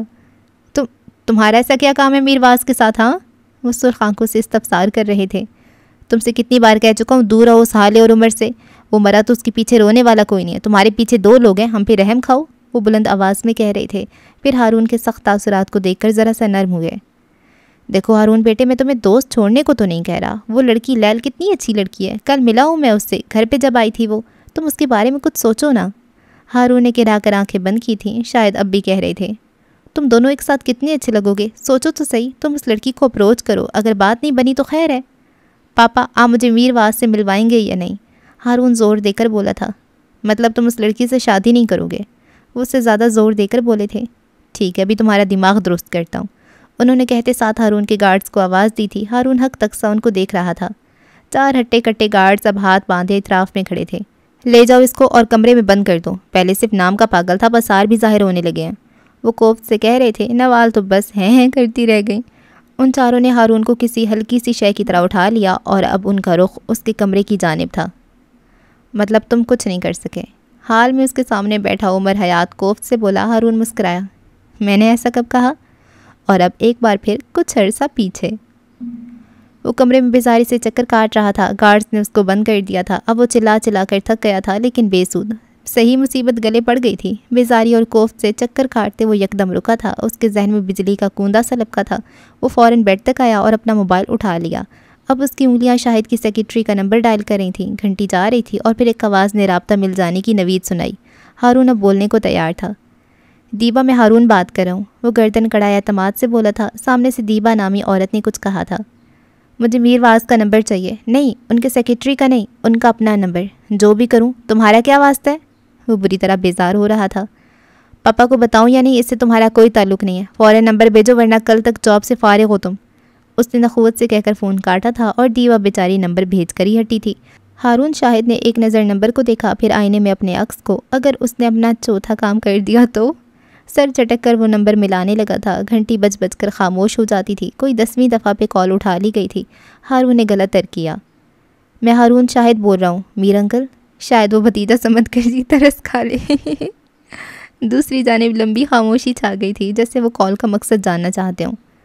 تم شاہد کے بیٹے ہو، لیکن مجھ سے کیا بات کرنی ہے؟ 1 منٹ، اگر تم شاہد کے بیٹے ہو تو اس کے نمبر سے کال کیوں نہیں کی؟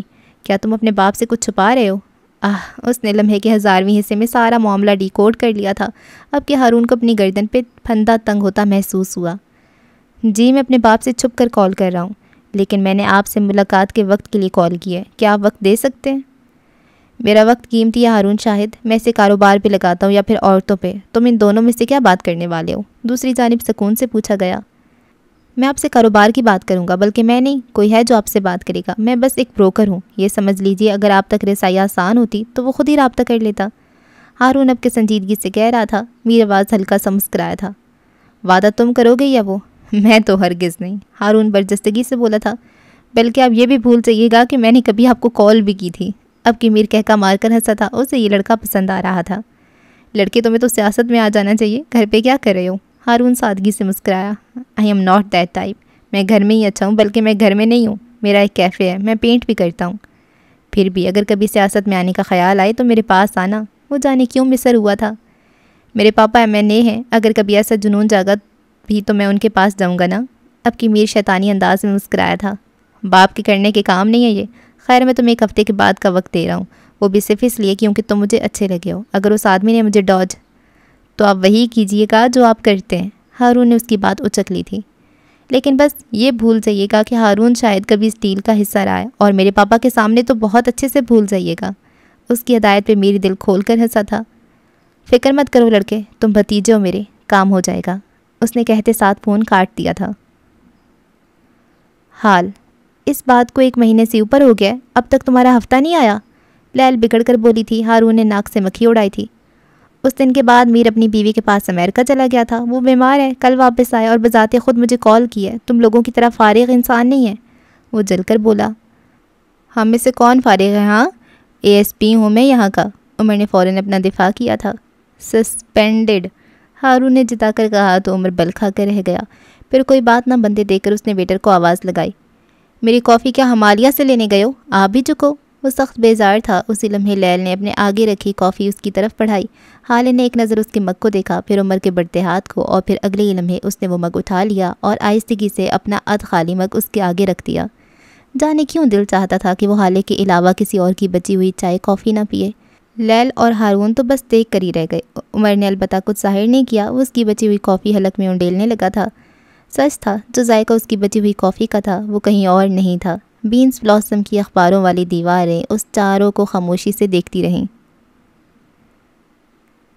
حالے سلطان اپنے آفس میں بیٹھی تھی جب کوئی دروازہ کھول کر اندر آیا تھا۔ حالے کے آگے لیپ ٹاپ رکھا، اس نے سر نہیں اٹھایا، وہ جانتی تھی کون ہوگا۔ وہ آیا، اس کے سامنے رکھی کرسی کھینچ کر بیٹھ گیا، گلا کھنکارا اور بغیر تمہید کے بات کا آغاز کیا۔ تم اس دن ہسپتال میں یاقوت سے کیا بات کر رہی تھی؟ کیا میں پوچھ سکتا ہوں؟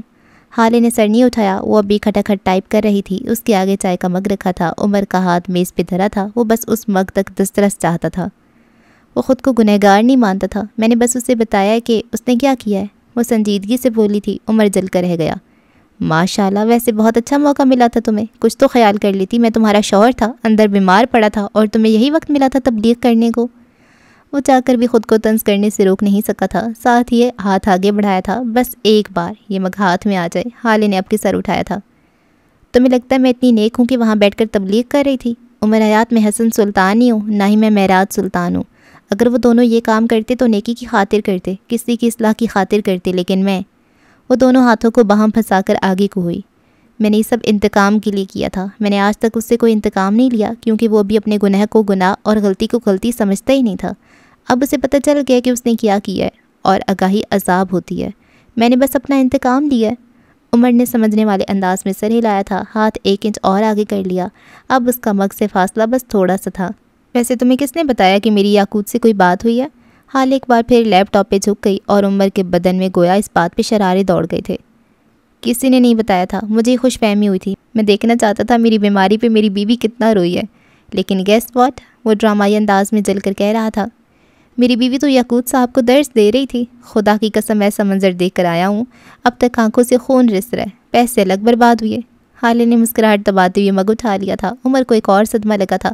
لو جی، چائے بھی نہیں ملی، آج کا دن ہی خراب تھا۔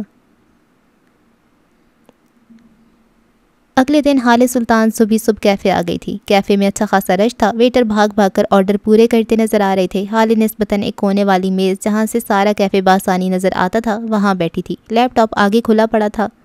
وہ مینجمنٹ کا آن لائن کورس کر رہی تھی۔ دفعتاً اس نے اپنے عقب سے شور اٹھتا محسوس کیا۔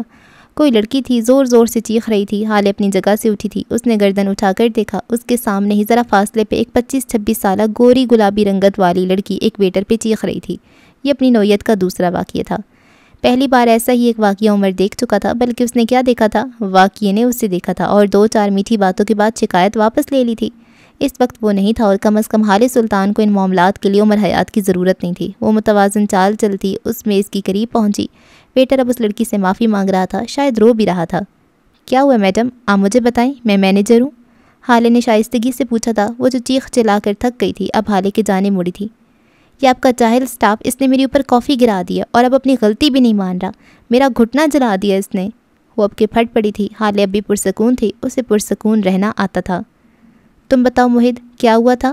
حالے اب نرمی سے اس ڈرے سہمے ویٹر سے پوچھ رہی تھی۔ اس کا چہرہ پریشان اور گھبرایا ہوا لگتا تھا۔ جب میں آپ کو بتا رہی ہوں غلطی اس کی تھی تو آپ سن کیوں نہیں رہی؟ لڑکی کو اب کے تب چڑھی تھی۔ یہ ایلیٹ کلاس کی مغرور لڑکیاں۔ حالے نے ٹھنڈی نظروں سے اسے دیکھا۔ آس پاس بیٹھے لوگ اب انہی کو دیکھ رہے تھے۔ کافی، براؤنیز سب بیکار تھا، یہ منظر زیادہ دلچسپ تھا۔ میں نے آپ کی بات مکمل تحمل سے سنی ہے، اب آپ اسے بولنے دیں۔ حالے اب بھی نرمی اور شائستگی سے کہہ رہی تھی۔ لڑکی کلس کر رہ گئی۔ بولو موہد، کیا ہوا تھا؟ حالے نے اس کا حوصلہ بڑھایا تو اسے تقویت ہوئی۔ میم، میں نے ان کو کافی دی، لیکن یہ فون پہ اتنی زور سے چیخ رہی تھیں اور پھر انہوں نے بات کرتے ہوئے ہاتھ اوپر کیا جس سے کافی گر گئی، اور ان کا گھٹنا کیسے جل سکتا ہے؟ وہ کولڈ کافی تھی۔ میں اس سے پہلے وہ کچھ اور کہتا، اس لڑکی کا ہاتھ اس کے اوپر اٹھا تھا اور موہد کا چہرہ بری طرح سرخ ہوا۔ لمحے کے 1000ویں حصے میں ایک ایسا ہی تھپڑ لڑکی کے چہرے پہ بھی پڑا تھا، اور اب کہ یہ حالے کی جانب سے تھا۔ سارے کیفے نے دم ساتھ لیا تھا، ویٹر لوگ، یہاں تک کہ اخبار والی دیواروں نے بھی منہ پہ ہاتھ رکھ لیا تھا۔ حالے کی آنکھوں میں اس وقت وہی ٹھنڈا تاثر تھا۔ لڑکی اب تک شاکی نظروں سے اسے دیکھ رہی تھی، گویا یقین کرنا چاہتی ہو جو کچھ ہوا ہے وہ اصل تھا۔ حالے نے انگلی اٹھا کے اسے دیکھتے ہوئے کہنا شروع کیا، تھپڑ کا بدلہ تھپڑ ہوتا ہے. میرا سٹاف میرا خاندان ہے. پچھلے آدھے گھنٹے سے تمہاری اور فون والے تمہارے بوائے فرینڈ کی چک چک سن رہی تھی میں. میرا کیفے کافی اور چائے کے لیے, تمہارے ٹاکسک بوائے فرینڈ کے کبھی نہ ختم ہونے والے مسئلوں کے لیے نہیں. نہ اس کی آواز اونچی تھی, نہ وہ اس جنگلیوں کی طرح چیخ رہی تھی. وہ بس تحکم سے کہہ رہی تھی, میں تمہیں دیکھ لوں گی, خدا کی قسم میں تمہیں دیکھ لوں گی. لڑکی پھنکاری تھی. حالے کے سکون میں رتی برابر فرق نہیں آیا تھا. لڑکی اب بکتی جھکتی اسے دھمکیاں دیتی جا رہی تھی. اپنے بوائے فرینڈ, اپنے باپ کی دھمکی, اور حالے جانتی تھی جس لڑکی کی دھمکی میں بھی وہ خود نہ آتی ہو وہ خاک بدلہ لے گی. اس نے سر جھٹک کر باقی لوگوں کو دیکھا, پھر مسکرائی. آپ کا وقت خراب کرنے کی معذرت, آپ سب کو کافی کا ایک کپ فری دیا جائے گا, انجوائے کریں. اس نے کہہ کر موہت کی جانب چہرہ موڑا. وہ پشیمان سا کھڑا تھا. آئی ایم سوری میڈم, میں آئندہ خیال رکھوں گا, مجھے جاب سے نہ نکالے پلیز. وہ گیلی آنکھوں سے کہہ رہا تھا. اس کے انداز میں منت تھی. حالے نے سخت نظروں سے اس کو دیکھا اور اپنی آواز ہلکی کر لی. تمہیں وہ لڑکی نوکری سے نکلوائے یا نہیں, لیکن تمہارا بے وقار ہونا ضرور نکلوائے گا. تم اس کے پیروں میں ہی بیٹھ گئے تھے, کیا یہ تمہارا مقام تھا؟ وہ اسے گھرک رہی تھی. موہت نم آنکھوں سے سنتا رہا. تم نے غلطی کی ہے موہت, تم ایک ہفتے کے لیے کیفے مت آنا, اور اس سارے عرصے میں تم کافی دینے کی پریکٹس کرو گے. موہت کے آنسو اب بہنے لگے تھے. حالے کہے گئی, تم میرا سٹاف ہو, لوگوں کے سامنے تمہیں ذلیل کرنا مطلب خود کو ذلیل کرنا, اور آئندہ اگر تم کبھی بھی کسی کے پیروں میں بیٹھے تو فارغ سمجھنا خود کو. آخری تنبیہ میں ذرا سختی تھی. میں نے بھی اس دن یہی کیا تھا. ایک آواز پہ حالے کو لگا جیسے وہ جم گئی ہو. پتھر, برف, ساکت. کئی لمحہ بعد اس نے آہستگی سے گردن موڑی. اس کے سامنے ایک عورت کھڑی تھی, باوقار سی, خوبصورت اور پرسوز سی. اس کے پیچھے ایک لڑکا کھڑا تھا, 17 سالہ, سیاہ آنکھوں والا. حالے کے لب بے اختیار پھڑپھڑائے تھے. اماں. یہ ہیون میں بنے شمس سلطان کے نئے آفس کا منظر تھا. بھوری دیواریں, کمرے کے عین وسط میں رکھا لکڑی کا میز اور اس کے دونوں اطراف میں رکھی کرسیاں. دیوار کی کھڑکی سے آتی دھوپ, اور اگر اسی دھوپ کا تعاقب کرو تو یہ اپنے سامنے بیٹھے شخص کے چہرے پہ پڑتی تھی. وہ آدمی کوئی 50-55 کی عمر کا تھا. مضبوط, اونچی اٹھان, معمولی نقوش اور نیلی آنکھیں. کچھ تھا اس کی ذات میں جس سے روب سا آتا تھا. سمیر صاحب, آپ میری زمین دیکھ چکے ہیں اور آپ اس کے اصل سے بھی واقف ہیں. کیا آپ ابھی خریدنا چاہیں گے؟ شمس ان کے چہرے کو دیکھتا سکون سے پوچھ رہا تھا. میر گہرا مسکرایا تھا. شمس سلطان, میں میر واز فرید ہوں, اور میں 4 کاموں کے لیے جانا چاہتا ہوں: پیسہ, طاقت, غیر قانونی کام, اور آخری کام آپ تب کرتے ہیں جب کوئی آپ کو زبان دے کر مکر جائے. لیکن یہاں کون مکر رہا ہے؟ شمس نے اس کے منہ سے بات اچک لی تھی. میر بس اسے گہری نظروں سے دیکھے گیا, پھر ذرا آگے کو ہوا. شمس کے چہرے کو دیکھتی ہوئی اس نے کہنا شروع کیا, میں ایک 5ویں کام کے لیے بھی مشہور ہوں. وہ ٹھہر ٹھہر کے بغور شمس کا چہرہ دیکھتی ہوئے کہہ رہا تھا, بربادی. شمس سلطان, میں بربادی سونگھ لیتا ہوں. تمہارے آس پاس سے مجھے بربادی کی بو آ رہی ہے. چہرے دیکھ کر کسی کا مستقبل بتانا آتا ہے مجھے. میرا مشورہ ہے اس کام سے دور رہو.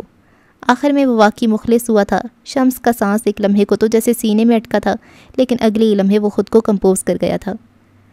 مجھے جس سے خوف آتا تھا اس کے اپنے پیروں میں اب بیڑیاں پڑ چکی ہیں. وہ محبت میں پڑ گیا میر صاحب, اور محبت اچھے بھلے مرد کو بیکار کر دیتی ہے.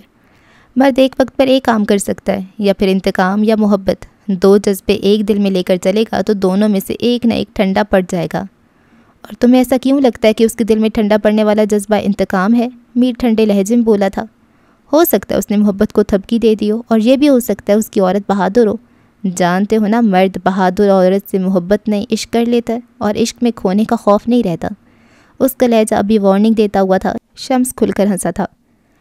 میر صاحب, اگر اسے انتقام لینا ہوتا تو وہ لے چکا ہوتا. اصل بات یہ ہے کہ میں اسے زیادہ سوچنے لگا تھا, اور اب جب میں غور کیا تو مجھے پتہ چل گیا کہ وہ وکٹم نہیں ہے. میں اسے فرشتہ سمجھنے لگا تھا, لیکن وہ انسان نکلا, اور انسانوں سے خوف نہیں کھاتا میں.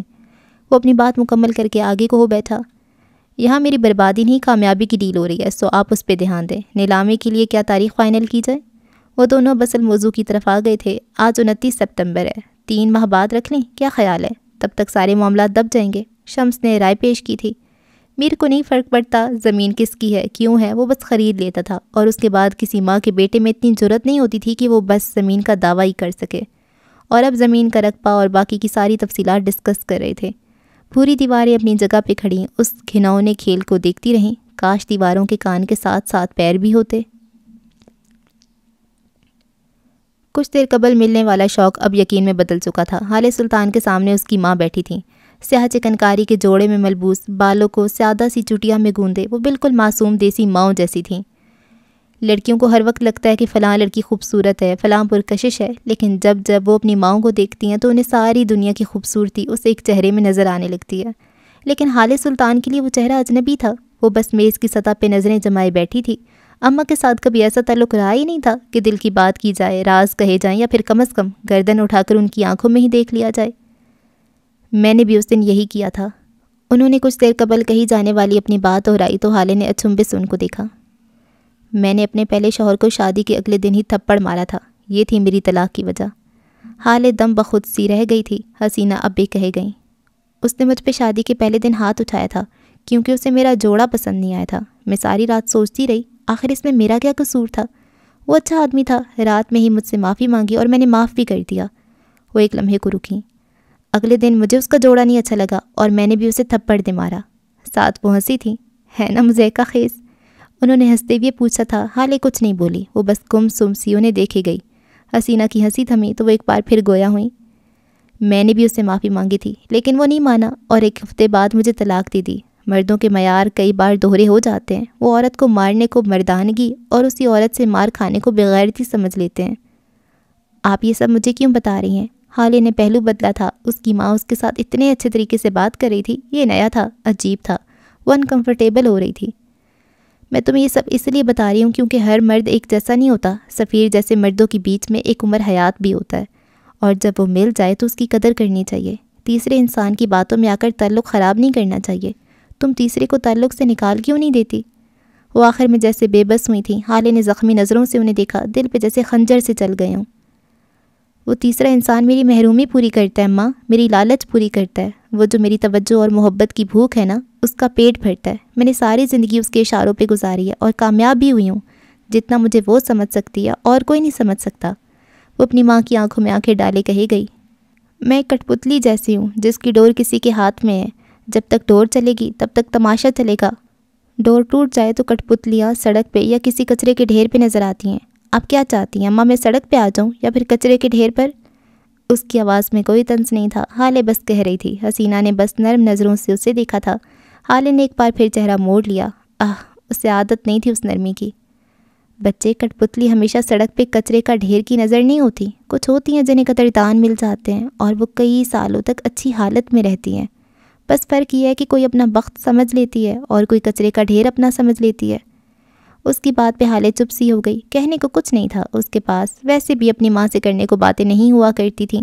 اماں بس اس کی غلطیوں پہ سرزنش کرتی تھی۔ حالے سن لیتی تھی، اس کے باہر کے کھانے پہ ٹوکتی تھی۔ حالے دو ایک جواب دے دیتی اور بس یہ تھا ان کا تعلق۔ کافی دیر کی خاموشی کے بعد حسینہ نے خود ہی کہنا شروع کیا تھا، مجھ سے ناراض ہونا اب کہ وہ پشیمان تھی۔ جانتی ہو میں نے تمہارے حق میں بہت کوتاہی کی ہے حالے، لیکن میں معافی مانگ رہی ہوں۔ تمہاری ماں تم سے شرمندہ ہے، پلیز مجھے معاف کر دو۔ میں اماں پلیز، حالے نے ان کی بات کاٹی تھی۔ آپ مجھے شرمندہ کر رہی ہیں، میری ماں ہیں آپ، مجھ سے اس طرح معافی مت مانگیں، کیوں میری آخرت خراب کرتی ہیں؟ وہ نرمی سے کہہ رہی تھی۔ حسینہ کی آنکھیں نم ہونے لگی تھیں۔ میں آپ کو کس بات کے لیے معاف کروں؟ کیا تعلق ہے ہمارا؟ جب اس دن میں ساری رات گھر سے باہر رہ کر آئی تھی تب مجھے واپسی پہ آپ سے کوئی امید تھی ہی نہیں۔ ہمارے تعلق میں امید، محبت، ان چیزوں کی تو کبھی گنجائش ہی نہیں نکلی تھی۔ اس کا لہجہ دھیما تھا، بغیر کسی طنز کے تیر میں ڈوبا۔ حسینہ کو اپنے دل پہ چھریاں چلتی محسوس ہوئیں۔ آپ نے دیکھا تھا نا اس دن مجمع میں نے آپ ہی کو گلے لگایا تھا، آپ کو نہیں۔ یاد کریں آپ نے مجھے آخری بار گلے کب لگایا تھا؟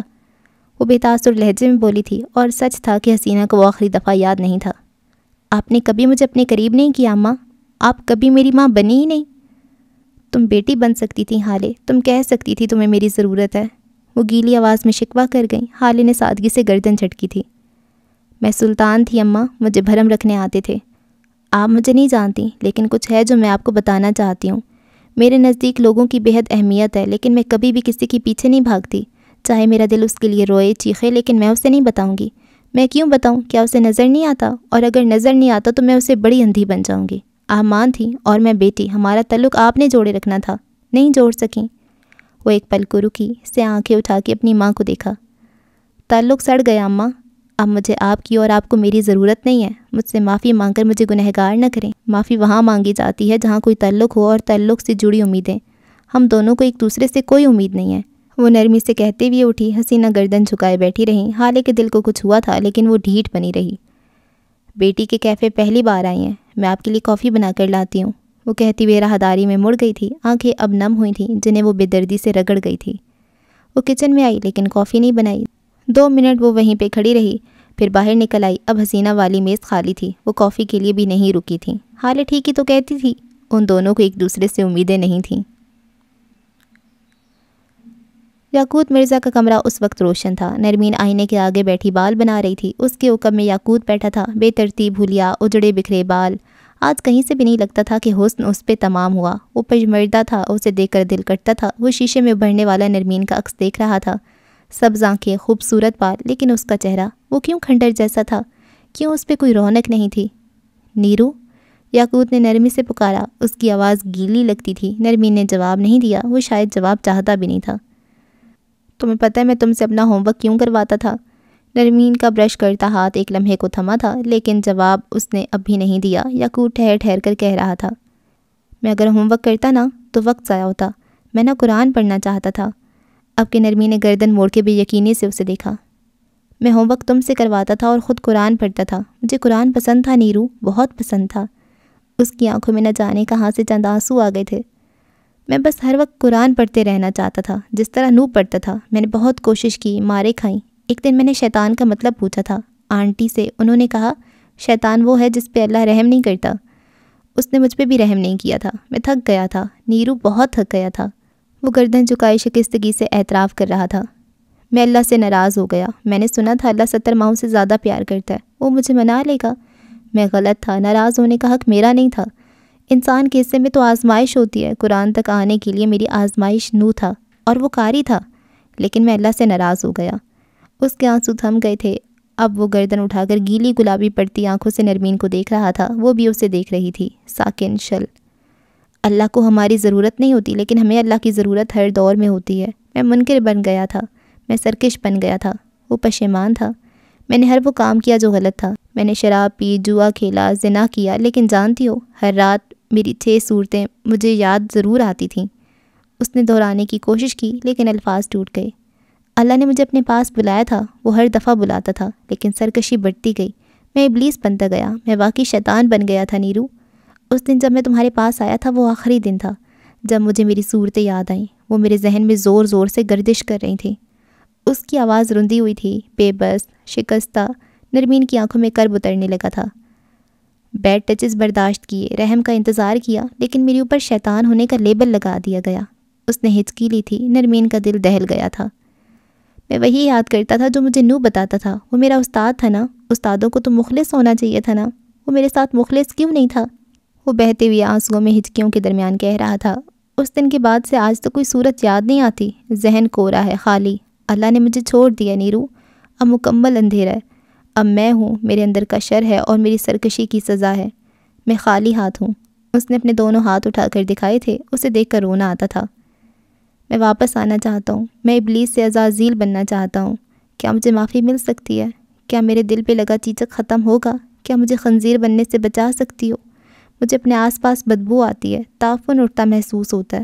مجھے واپسی چاہیے نرمین، خدا کے لیے میری مدد کرو۔ وہ اب زور زور سے رونے لگا تھا، بچوں کی طرح، چہرہ ہاتھ میں چھپائے۔ اس کی رونے کی آواز پہ پورے کمرے میں گونج رہی تھی۔ وہ گہرے کرب کا شکار تھا۔ انسان چھوڑ دیں، بس کبھی کسی دور میں اللہ انسان کو نہ چھوڑے۔ نرمین اپنی جگہ سے نہیں اٹھی، وہ اس کو روتے ہوئے سنی گئی اور سوچے گئی، کبھی کسی دور میں اگر ابلیس واپس عزازیل بننا چاہے تو۔ شام کے سائے سارے کراچی میں پھیل گئے تھے۔ ایسے میں ایک نسبتاً پکے گھروں والی کالونی میں آؤ تو فرحاد غفار، معراج سلطان کا سیکرٹری، اپنے گھر کا دروازہ کھول کر اندر داخل ہو رہا تھا۔ 2 منزلہ پکا گھر اپنی شان سے کھڑا تھا، نیا تازہ رنگ و روغن۔ کون یقین کر سکتا تھا کچھ وقت قبل جس آدمی کے اوپر لاکھوں کا قرضہ ہو اور رہنے کو چھت نہ ہو، وہی آدمی چند ماہ کے اندر اندر اپنے قرضے کیسے اتار گیا اور کس طرح یہ کوٹھی نما گھر خرید لیا۔ قصہ مختصر، وہ لوہے کا دروازہ کھولتا اندر صحن میں آ گیا۔ آج اس کی بیوی اور بیٹی گھر پہ نہیں تھی، ورنہ اب تک تو بچی اپنے باپ کو دیکھ کر اس کی ٹانگوں سے آ لپٹتی۔ وہ اپنے کمرے میں آیا، کندھے پہ ٹنگا بیگ اتار کر ایک طرف کو رکھا۔ ابھی وہ باتھ روم کا دروازہ کھول کر اندر داخل ہوا ہی تھا کہ اندر موجود شخص کے زوردار مکے سے اس کی ناک سے خون ایک فوارہ ابل پڑا تھا۔ وہ شخص نیم اندھیرے میں تھا۔ دراز قد سے آنکھوں والا فرحاد نے باہر بھاگنا چاہا، لیکن اس کے قدم جم گئے تھے۔ دراز قد مرد آنکھوں میں سر تاثر لیے آگے آتا گیا۔ فرحاد کا حلق تک سوکھنے لگا تھا۔ اس نے قریب آ کر ایک زوردار لات اس کے سینے پہ ماری۔ فرحاد پیٹھ کے بل گرا تھا۔ سامنے کھڑے مرد نے اس پہ بس نہیں کی تھی۔ وہ مسلسل ایسی ٹھوکروں سے مارے گیا۔ اس کے اندر کوئی جنون نہیں تھا، وہ بس برف کی مانند سرد تھا۔ فرحاد کی راحتی ہوئے رحم کی بھیک مانگتے ہوئے مار کھاتا رہا۔ ناک پہ لگنے والے مکے اتنے زوردار تھے کہ فرحاد کو اپنی موت نزدیک آتی محسوس ہوئی۔ ہیون کی اصل فائل کہاں ہے؟ اس برف انسان نے ایک ہی سوال کیا تھا۔ مجھے نہیں پتا عمر، مجھے کچھ نہیں پتا، پلیز خدا کے لیے مجھے چھوڑ دو، وہ تکلیف سے کہہ رہا تھا۔ اس کی آنکھوں میں خوف تھا۔ سامنے کھڑے شخص نے چند منٹوں میں اسے ادمغا کر دیا تھا۔ اب فرحاد نے اس دراز آدمی کو اپنے قریب نیچے بیٹھتے ہوئے دیکھا۔ اس کی آنکھیں خوف سے مزید پھیل گئیں۔ ہیون کی فائل کہاں ہے؟ سرد سپاٹ آواز وہی سوال دہرایا گیا۔ فرحاد مارے بے بسی اور درد کے رونے لگا تھا۔ مجھے نہیں پتا، مجھے کچھ نہیں پتا، میں مجبور تھا، انہوں نے مجھے اس کام پہ مجبور کر دیا تھا، اس نے میری بیوی اور میرے بچوں کو زہر دے دیا تھا۔ عمر مجھے معاف کر دو، میں نے معراج صاحب کے لاکر سے وہ فائل نکال کر اسے دے دی، مجھے معاف کر دو۔ وہ گگیانے لگا تھا۔ عمر کے چہرے کے تاثرات یکدم نرم پڑے تھے۔ انہوں نے تمہاری فیملی کو زہر دیا؟ وہ نرمی سے پوچھ رہا تھا۔ فرحاد زور زور سے اس بات میں سر ہلانے لگا تھا۔ کس تاریخ کا واقعہ ہے یہ؟ 26 اپریل کا واقعہ ہے۔ وہ رٹا رٹایا سبق دہرا رہا تھا۔ عمر نے الٹے ہاتھ کا تھپڑ اس کے منہ پہ دے مارا تھا۔ فرحاد کی آنکھوں کے سامنے دنیا گھوم گئی۔ عمر کے جبڑوں تک میں سختی اتر گئی۔ میرے سر پہ پاگل لکھا ہے، تمہیں لگتا ہے تم مجھے پاگل بناؤ گے؟ وہ ایک بار پھر جمے ہوئے ہاتھ کے مکے اس کے جبڑوں پہ مارے گیا۔ میں نے ساری فوٹیج نکلوائی ہے، تم 26 نہیں 28 اپریل کو معراج سلطان کے آفس سے فائل لے کر نکلے تھے۔ اب مجھے صاف صاف بتاؤ فرحاد غفار، فائل کہاں ہے، کس کے پاس ہے؟ ورنہ عمر نے کہتے ساتھ اپنی پنڈلی میں بندھی پسٹل باہر نکال کر فرحاد کے ماتھے پہ رکھی۔ وہ پورا کا پورا پسینے میں بھیگ گیا، زبان تالوں سے چپک کر رہ گئی۔ فائل کہاں ہے فرحاد؟ سرد برف کے مجسمے نے سوال دہرایا۔ فرحاد نے مردہ ہوتی آنکھوں سے اسے پستول ہٹانے کا اشارہ کیا تھا۔ عمر نے گن واپس پیچھے کر لی۔ فرحاد کا سانس بحال ہوا۔ اس کی آنکھوں میں اب بھی بے تحاشا خوف تھا۔ اس نے لبوں پہ زبان پھیر کر بمشکل کچھ کہنے کی کوشش کی تھی۔ اس نے کہا تھا عمر آئے تو اس سے کہنا جادو اس کی منشا نہیں مجبوری تھی۔ اور عمر حیات کو سارے جواب مل گئے تھے، ساری کڑیاں جڑتی گئیں۔ مہرماں صرف حال سلطان کی بربادی کے پیچھے نہیں تھی، وہ شمس سلطان کی ساتھی بھی تھی۔ عمر اٹھ کھڑا ہوا، ٹھنڈی ٹھار نظروں سے فرش پہ ادموئے پڑے فرحاد کو دیکھا، پھر اپنے پستول کو، اور پھر کھڑے کھڑے اس نے فرحاد کے دونوں ہاتھوں کا نشانہ لیا تھا۔ وہ بنا ماہی کی طرح تڑپنے لگا تھا۔ اس کی چیخیں پلٹ پلٹ کر واپس آ رہی تھیں۔ خون فرش پہ بہتا جا رہا تھا۔ چپس کا فرش سرخ سیال میں بدلتا چلا گیا۔ اس کی دونوں ہتھیلیوں میں سوراخ ہو گئے تھے، لوہے کے ذرے ہتھیلیوں میں پھنس گئے تھے۔ عمر آگے آیا، درد سے تڑپتے فرحاد کے ایک ہاتھ پہ اپنے بوٹ سے زور دیا۔ وہ بلبلا کر رہ گیا۔ درد اتنا شدید تھا کہ اسے لگا وہ مر جائے گا۔ اس کی آنکھوں میں غنودگی بھی جانے لگی تھی۔ اسے کہنا میں نے اس کا پھندا تیار کر لیا ہے، بس انتظار کرے میرا۔ وہ سرگوشی کرتا آگے بڑھ گیا۔ فرحاد اب بھی رو رہا تھا، چیخ رہا تھا، لیکن نہیں، تمہیں اس پہ ترس نہیں آئے گا۔ اور کچھ لوگ ہوتے ہیں جن پہ ہم ترس نہیں کھا سکتے، ورنہ یہ کہانی میں ہوئے ظلم کی بےعزتی ہوگی۔ یہ خوبصورت اور شاہانہ سے شادی ہال کا منظر تھا۔ روشنیاں، کمکمے، خوش کپیاں، سلیقے سے سجی میزیں، باادب بیرے اور میوزک کا بے ہنگم شور۔ البتہ اس لمحے میوزک کا شور ذرا دیر کو تھما تھا۔ ایسی ایک میز کے گرد رکھی کرسی پہ اس وقت سفیر سلطان بیٹھا تھا، سرمئی ڈنر سوٹ میں ملبوس، بالوں کو جلد سے پیچھے کو جمائے، بھوری آنکھوں میں چمک لیے۔ وہ آج بھی ماحول پہ چھایا ہوا تھا۔ اس کے عین سامنے مہرماں بیٹھی تھی، نیلی بنارسی ساڑی ملبوس، اس نے بالوں کو کھلا چھوڑ رکھا تھا، کانوں میں ہیرے اور گلا خالی تھا۔ وہ خوبصورت لگ رہی تھی، البتہ کچھ مضطرب بھی۔ اسے سفیر کی جانب سے خدشے لاحق تھے، ہوتے بھی کیوں نہ، چھینی ہوئی محبتیں بے سکونی تو دیتی ہی ہیں۔ مہرماں کیا سوچ رہی ہو؟ سفیر نے اس کو آس پاس دیکھتے ہوئے پوچھا تھا۔ کھانا میز پہ سجا تھا۔ مہرماں کچھ نہیں بولی۔ اب اس کی نظریں سفیر کے ہاتھ پہ تھیں۔ اس کی ایک انگلی میں سفید سونے کی انگوٹھی تھی جسے وہ ہر وقت پہنے رہتا تھا، جب سے اسے حال سلطان یہ انگوٹھی پہنائی تھی۔ آج صبح یہی انگوٹھی گم ہو گئی تھی نا، جس کے لیے آپ مجھ پہ چیخے بھی تھے؟ وہ اس کے ہاتھ پہ نظر جما کر بولی تھی۔ سفیر کو ذرا حیرت ہوئی تھی۔ اس نے چونک کر انگوٹھی کو دیکھا اور پھر اس کا چہرہ تاریک پڑا تھا۔ مجھے لگا ہم آگے بڑھ رہے ہیں، آپ میرے ساتھ آگے بڑھ رہے ہیں، میں آپ کو ہیل کر رہی ہوں، لیکن وہ رکی، نظریں اٹھا کے سفیر کو دیکھا۔ اس کی آنکھوں میں اداسی تھی۔ ہم آج بھی وہی ہیں سفیر، اسکوائر 1 پہ، ہم کبھی آگے بڑھے ہی نہیں ہیں۔ حالے کمر بیل کی طرح ہم سے چمٹ گئی ہے اور میں چاہ کر بھی اسے دور نہیں کر پا رہی۔ وہ اپنی بھوری آنکھیں سفیر کے چہرے پہ مرکوز کیے تکلیف سے کہہ رہی تھی۔ سفیر نے غیر آرام دہ ہو کر پہلو بدلا تھا۔ میں بس عادی ہوں اس انگوٹھی کا، یہ میری انگلی کی عادت بن گئی ہے، اس کے بغیر ہاتھ ادھورا لگتا ہے، بس یہی بات ہے۔ انگوٹھی کے بغیر ہاتھ ادھورا ہے اور دینے والی کے بغیر زندگی۔ مہرماں نے تلخی سے سر جھٹکا تھا، اب کہ سفیر کو واضح طور پہ برا لگا تھا۔ دیکھو مہر، مجھے باتیں دہرانا پسند نہیں ہے، اگر میں کہہ رہا ہوں کہ بس یہی بات ہے تو اس کا مطلب بس یہی بات ہے۔ اس کے لہجے میں ذرا سی سختی تھی۔ حالیہ میری زندگی میں نہیں ہے اور میں اس کے بغیر آگے بڑھ رہا ہوں تمہارے ساتھ. میں مرد ہوں. اگر اسے یاد کرنا چاہوں, اس سے ملنا چاہوں یا پھر اس کے لیے دل میں ایک چور دروازہ بنانا چاہوں تو تمہیں کچھ بھی پتہ نہیں لگ سکے گا. لیکن میں, اس نے جتاتے ہوئے انگلی سے سینے پہ دستک دی, میں سفیر سلطان تمہارے ساتھ مخلص ہوں. مہر نے ٹھہر کے اس کو دیکھا اور پھر اس کی نظریں پھسل کر سفیر کے ہاتھ پہ گئیں. وہ اپنی انگلی سے انگوٹھی کھینچ کر نکال رہا تھا. میرے لیے اس وقت تم اہم ہو, ہمارا تعلق اہم ہے. حریص مت بنو, حسد چھوڑ دو. تم ایک حاسد اور شکی انسان ہو, اس لیے تمہارا دل سیر نہیں ہو رہا. تمہارے دل میں کوئی کھوٹ ہے, اس لیے تمہیں سارے دل زنگ آلود لگتے ہیں. سفیر کہہ رہا تھا اور مہر آنکھیں کھولے اسے دیکھے گئی. اسے لگا وہ سانس نہیں لے سکے گی. دل اللہ کا گھر ہوتا ہے مہر. اگر اس گھر میں اپنا حسد اور شر لے کر جاؤ گی تو وہ تمہارے دل سے سکون نکال دے گا. ضروری نہیں ہے ہر گناہ کی سزا قیامت والے دن ملے. شر پسند حاسد لوگوں کو زندگی میں ہی سزا مل جاتی ہے, ان کے دلوں کا سکون چھین لیا جاتا ہے. کیا تم بھی ایسے لوگوں کی صف میں آنا چاہتی ہو؟ اس نے پوچھا تو مہر نے دھیرے سے سر نفی میں ہلا دیا. سفیر نے اس کی آنکھوں میں دیکھتی ہوئی اپنے ہاتھ میں پکڑی انگوٹھی نیچے پھینک دی. وہ کہیں گھاس میں غائب ہو گئی تھی. مہر ماں کو لگا تھا کہ ان کے تعلق سے ہر تیسری چیز اسی طرح غائب ہو گئی. وہ مسکرائی تھی. سفیر اسے دیکھ کر مسکرا دیا. کندھوں پہ لدا بوجھ ہلکا ہونے لگا تھا. انگوٹھی نہیں تھی, مطلب ہالے نہیں تھی. زبردست. وہ دونوں اب کھانے کے بارے میں ہلکی پھلکی باتیں کر رہے تھے. لیکن اگر تم لوگ نظر جھکا کر دیکھو تو سفید سونے کی انگوٹھی گھاس میں سے اپنی ہلکی سی جھلک دکھا رہی تھی. بس ثابت ہوا حاسدوں کے دل سے سکون اٹھا دیا جاتا ہے. اگلی صبح بے حد روشن تھی. بینز بلاسم پہ معمول کی گہما گہمی تھی. ہر میز پہ لوگ بیٹھے تھے, چائے کافی پیتے لوگ یا پھر گھر سے جلدی نکل کر اب کیفے میں بیٹھ کر ناشتہ کرتے لوگ. حالیہ سلطان اپنے مخصوص میز پہ بیٹھی تھی. سامنے ہارون بیٹھا تھا. وہ دونوں کوئی معاملہ ڈسکس کر رہے تھے. ہارون سے چیزیں نہیں سنبھل رہی تھیں. وہ آرٹسٹ آدمی تھا, بے ترتیب سا. اسے جو کام دے دیا گیا تھا وہ اس سے کہاں ہو پانا تھا. یہی حال حالے کا تھا. ہاں وہ حکم دینے کے لیے ہی پیدا ہوئی تھی, لیکن شہزادیوں کو تخت پہ بٹھانے سے پہلے تربیت دی جاتی ہے, اور یہ تربیت کسی آن لائن کورس سے نہیں ملتی.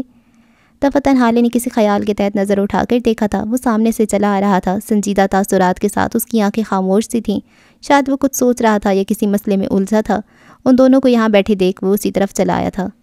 ہیلو, امید ہے آپ ڈسٹرب ہوئے ہوں گے, وہ کہتے ہوئے حالیہ کے ساتھ بیٹھ گیا. وہ دونوں دور تھے, کھنچے کھنچے تھے, لیکن اپنی جگہ وہ آج بھی جانتا تھا. چند منٹ کے حال احوال کے بعد وہ اصل موضوع کی طرف آیا تھا. اصل میں یہاں حساب دیکھنے آیا ہوں. کیا دیکھ سکتا ہوں اگر تم چاہو؟ اس نے حالیہ کو دیکھ کر پوچھا تھا. لارڈ صاحب کو 1.5 ماہ بعد حساب دیکھنا یاد آ گیا. ہارون شور کہتے اٹھ گیا تھا اور اندر سے لیپ ٹاپ لے آیا. یہ پچھلے 1.5 ماہ کا حساب تھا جو کہ حالیہ نے بنایا تھا. وہ نمبرز کے قریب ہونے لگی تھی. یہ اس کی تھیراپی کا حصہ تھے. عمر نے صرف ایک منٹ کے لیے سارا حساب دیکھا تھا اور پھر لیپ ٹاپ بند کر کے حالیہ کے آگے رکھ دیا. سنجیدہ نظروں سے ان کو باری باری دیکھا. 6 لاکھ نقصان میں جا رہے ہیں آپ لوگ. اس نے دھماکہ ہی تو کیا تھا. حالیہ اور ہارون اپنی جگہ سن رہ گئے. نئی کیٹرنگ, نیا پینٹ, فری کافی کی آفر اور تنخواہ کا بونس, یہ سب ہے وجہ. وہ اب بھی سنجیدہ تھا. نہ آپ سے مینجمنٹ سنبھل رہی ہے اور نہ ہارون سے آرگنائزیشن. کیا بہتر نہیں ہے کہ آپ یہ کام چھوڑ دیں؟ مجھے تو پہلے دن سے ہی پتہ تھا کتنا نقصان ہوگا اور کیا کیا ہو سکتا ہے تم سے.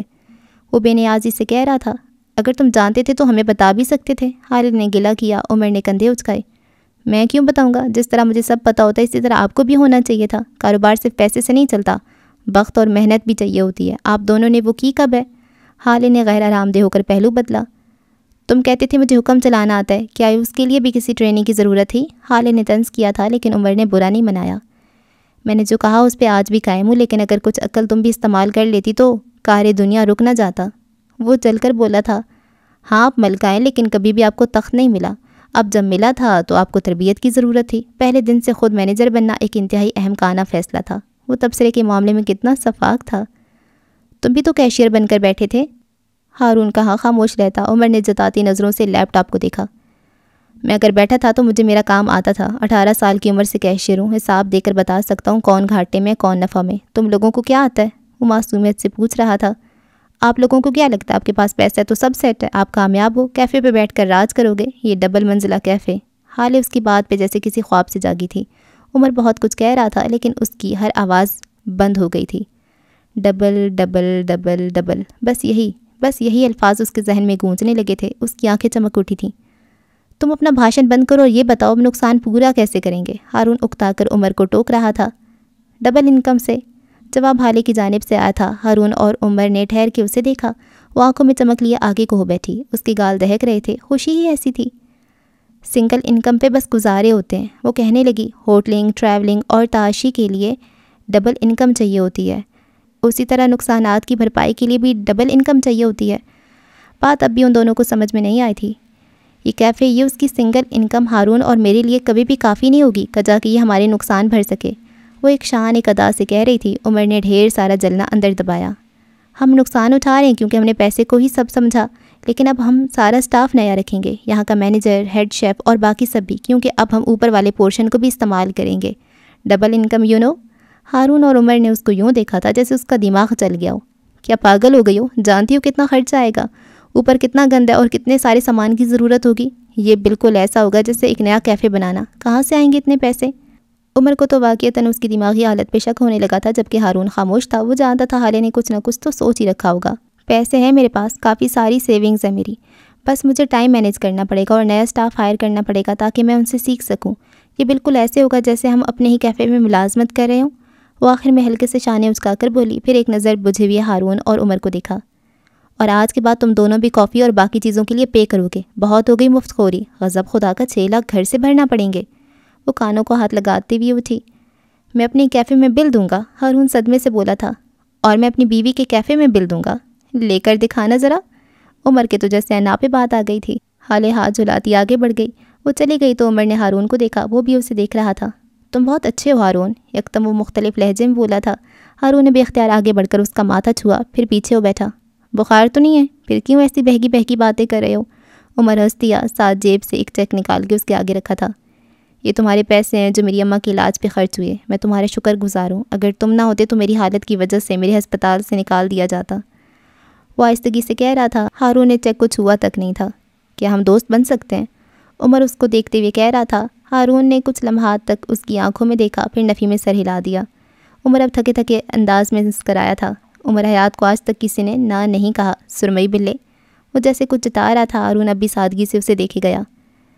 میں اگر تم سے دوستی کر لوں گا تو مجھے تم سے مخلص ہونا پڑے گا، تمہارے لیے دل سے حسد ختم کرنا پڑے گا۔ اور وہ رکا ایک پل کو، حلق میں ڈھیر سارا پانی جمع ہوا۔ اور جو تمہارے پاس ہے اسے صرف تمہارا سمجھنا پڑے گا، تمہیں اس کے ساتھ خوش دیکھ کر خوش ہونا پڑے گا، اور میں یہ نہیں کر سکتا۔ اس نے زور زور سے نفی میں سر ہلایا، آنکھیں نم ہونے لگیں، دل کے زخم ادھر رہے تھے۔ عمر چپ چاپ اسے دیکھے گیا۔ تم نہیں جانتے عمر، میں اتنا اچھا نہیں ہوں جتنا نظر آتا ہوں۔ جب میں تمہارے پاس وہ دیکھتا ہوں جو میرا نہیں ہے تو میرا دل کرتا ہے تمہیں کسی ٹرک کے نیچے آ کر مر جاؤ۔ وہ بے بسی سے بولا تھا، اس کے لہجے میں نفرت نہیں تھی، غصہ بھی نہیں تھا، بس رقابت تھی۔ میرے لیے تم کل کے مرتے آج مرو، بلکہ اگر حالے کی خوشی کا خیال نہ ہوتا تو میں اپنے ہاتھوں سے تمہارا گلا گھونٹ دیتا۔ اب بتاؤ کیا میں ایسا حاسد دل لے کر تمہارا دوست بن سکتا ہوں؟ ہم دوست نہیں بن سکتے عمر، کبھی نہیں۔ وہ کہتے ہوئے اٹھا، سانس بند ہونے لگا تھا۔ اب مزید وہ شخص کو برداشت نہیں کر سکتا تھا۔ عمر کے چہرے پہ کوئی بھی تاثر نہیں آیا۔ تم چاہے مجھے دوست مانو یا نہ مانو، میں تمہارا یک طرفہ دوست ہوں آج سے۔ عمر نے پیچھے سے ہانک لگائی۔ کئی لوگوں نے مڑ مڑ کے اس کو دیکھا تھا۔ ہارون سنی انسنی کرتا باہر نکل گیا تھا۔ ہاں میری موت چاہتا ہے، غضب خدا کا، ایسے حاسدوں کی وجہ سے تو اپنا صدقہ اتارتا رہتا ہوں۔ وہ ہولے سے بڑبڑایا تھا، اور اگر حالے یہاں ہوتی تو کیا کہتی؟ اچھا جی، اس ایپیسوڈ کو یہاں پہ اینڈ کرتے ہیں، اور اب 300 صفحے رہ گئے ہیں۔ اب دیکھتے ہیں کہ ان 300 صفحات کو میں 3 ایپیسوڈ پہ ختم کرتی ہوں، یا 4 ایپیسوڈز میں، یا 5 ایپیسوڈز میں، کچھ بھی ہو سکتا ہے۔ ناول کی بات کریں تو ناول میں مہرماں نکل کے سامنے آ گئی ہیں۔ کمینی عورت اتنی بری ہے، اتنی بری ہے، وہ کسی کے ساتھ سگی نہیں ہے یار۔ اس نے وہ شمس، کیا نام تھا وہ دادا جی کا، یوسف سلطان، ان کو بیمار کر دیا کہ وہ مجھ سے محبت کرتے رہیں۔ وہ سفیر کی ڈرگس دیتی رہی ہے اس کی شراب میں ڈال کے۔ وہ کسی کے ساتھ بھی سنسیئر نہیں ہے۔ وہ کہتی ہے مجھے نکال دیا گیا، میرا کوئی نہیں تھا۔ بھائی یہ بھی تو دیکھو، تمہارا تو واقعی کوئی نہیں تھا، پھر بھی تم ان کے ساتھ رہ رہی تھی، یہ تو تمہارے رشتہ دار تھے ہی نہیں۔ حسینہ کی تھوڑی بہت آنکھیں کھلی ہیں، لیکن وہ بھی پھر اپنی انا پہ ہی آئی ہوئی ہے۔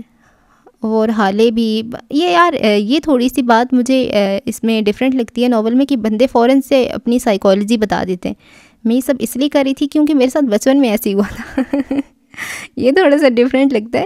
خیر وہ اچھا ہوتا ہے کہ ہمیں سمجھ آ جاتا ہے کہ انسان کا جو بھی بیہیویئر ہوتا ہے اس کے پیچھے کوئی نہ کوئی وجہ ہوتی ہے، لیکن ہر کردار اپنی وجہ خود بتا رہا ہوتا ہے۔ ماما میں اس کی ڈور، میری ڈور ہے اس کے ہاتھ میں، کیونکہ وہی ہمیشہ سے مجھے گائیڈ کرتی آ رہی ہے، اور یوں مطلب سب کو پتہ ہے کہ ان کے بیہیویئر کی وجہ کیا ہے۔ یہ مزے کی بات ہے۔ اور نو والا قصہ وہ بھی تھوڑا سا انٹرسٹنگ ہے، یاقوت والا۔ نو کتنا کمینہ ہوتا ہے، اور پھر اس کے ساتھ بھی برا ہوتا ہے. وہ مطلب ایک انتقام لے رہا ہے لیکن اس میں اتنی پاور نہیں ہے کہ وہ کھل کر انتقام لے سکے, تو وہ چھپ چھپ کے جتنا اس سے انتقام لیا جا سکتا ہے وہ لیتا ہے. اور اب دیکھتے ہیں یاقوت اور نرمین کا کیا بنتا ہے, اور عمر حیات اور اب مہر ماں کا اصل والا مقابلہ ہوگا, اور وہ کھل کر سامنے آ گئے. سفیر تو یار معصوم سا بھولا بھالا سا بچہ, اسے تو کچھ پتہ ہی نہیں اس کی بیوی کیا کر رہی ہے, اسے تو یہ بھی نہیں پتہ حالے کڈنیپ ہوئی تھی یا حالے گھر سے بھاگی تھی. حد ہو گئی. اور اب یہ والا ایک جو سین چل رہا ہے وہ میرواز والا, وہ میرے خیال سے کچھ ایک پاسا پلٹ دے گا. دیکھتے ہیں جی آگے کیا ہوتا ہے. دعاؤں میں یاد رکھیں. اللہ حافظ.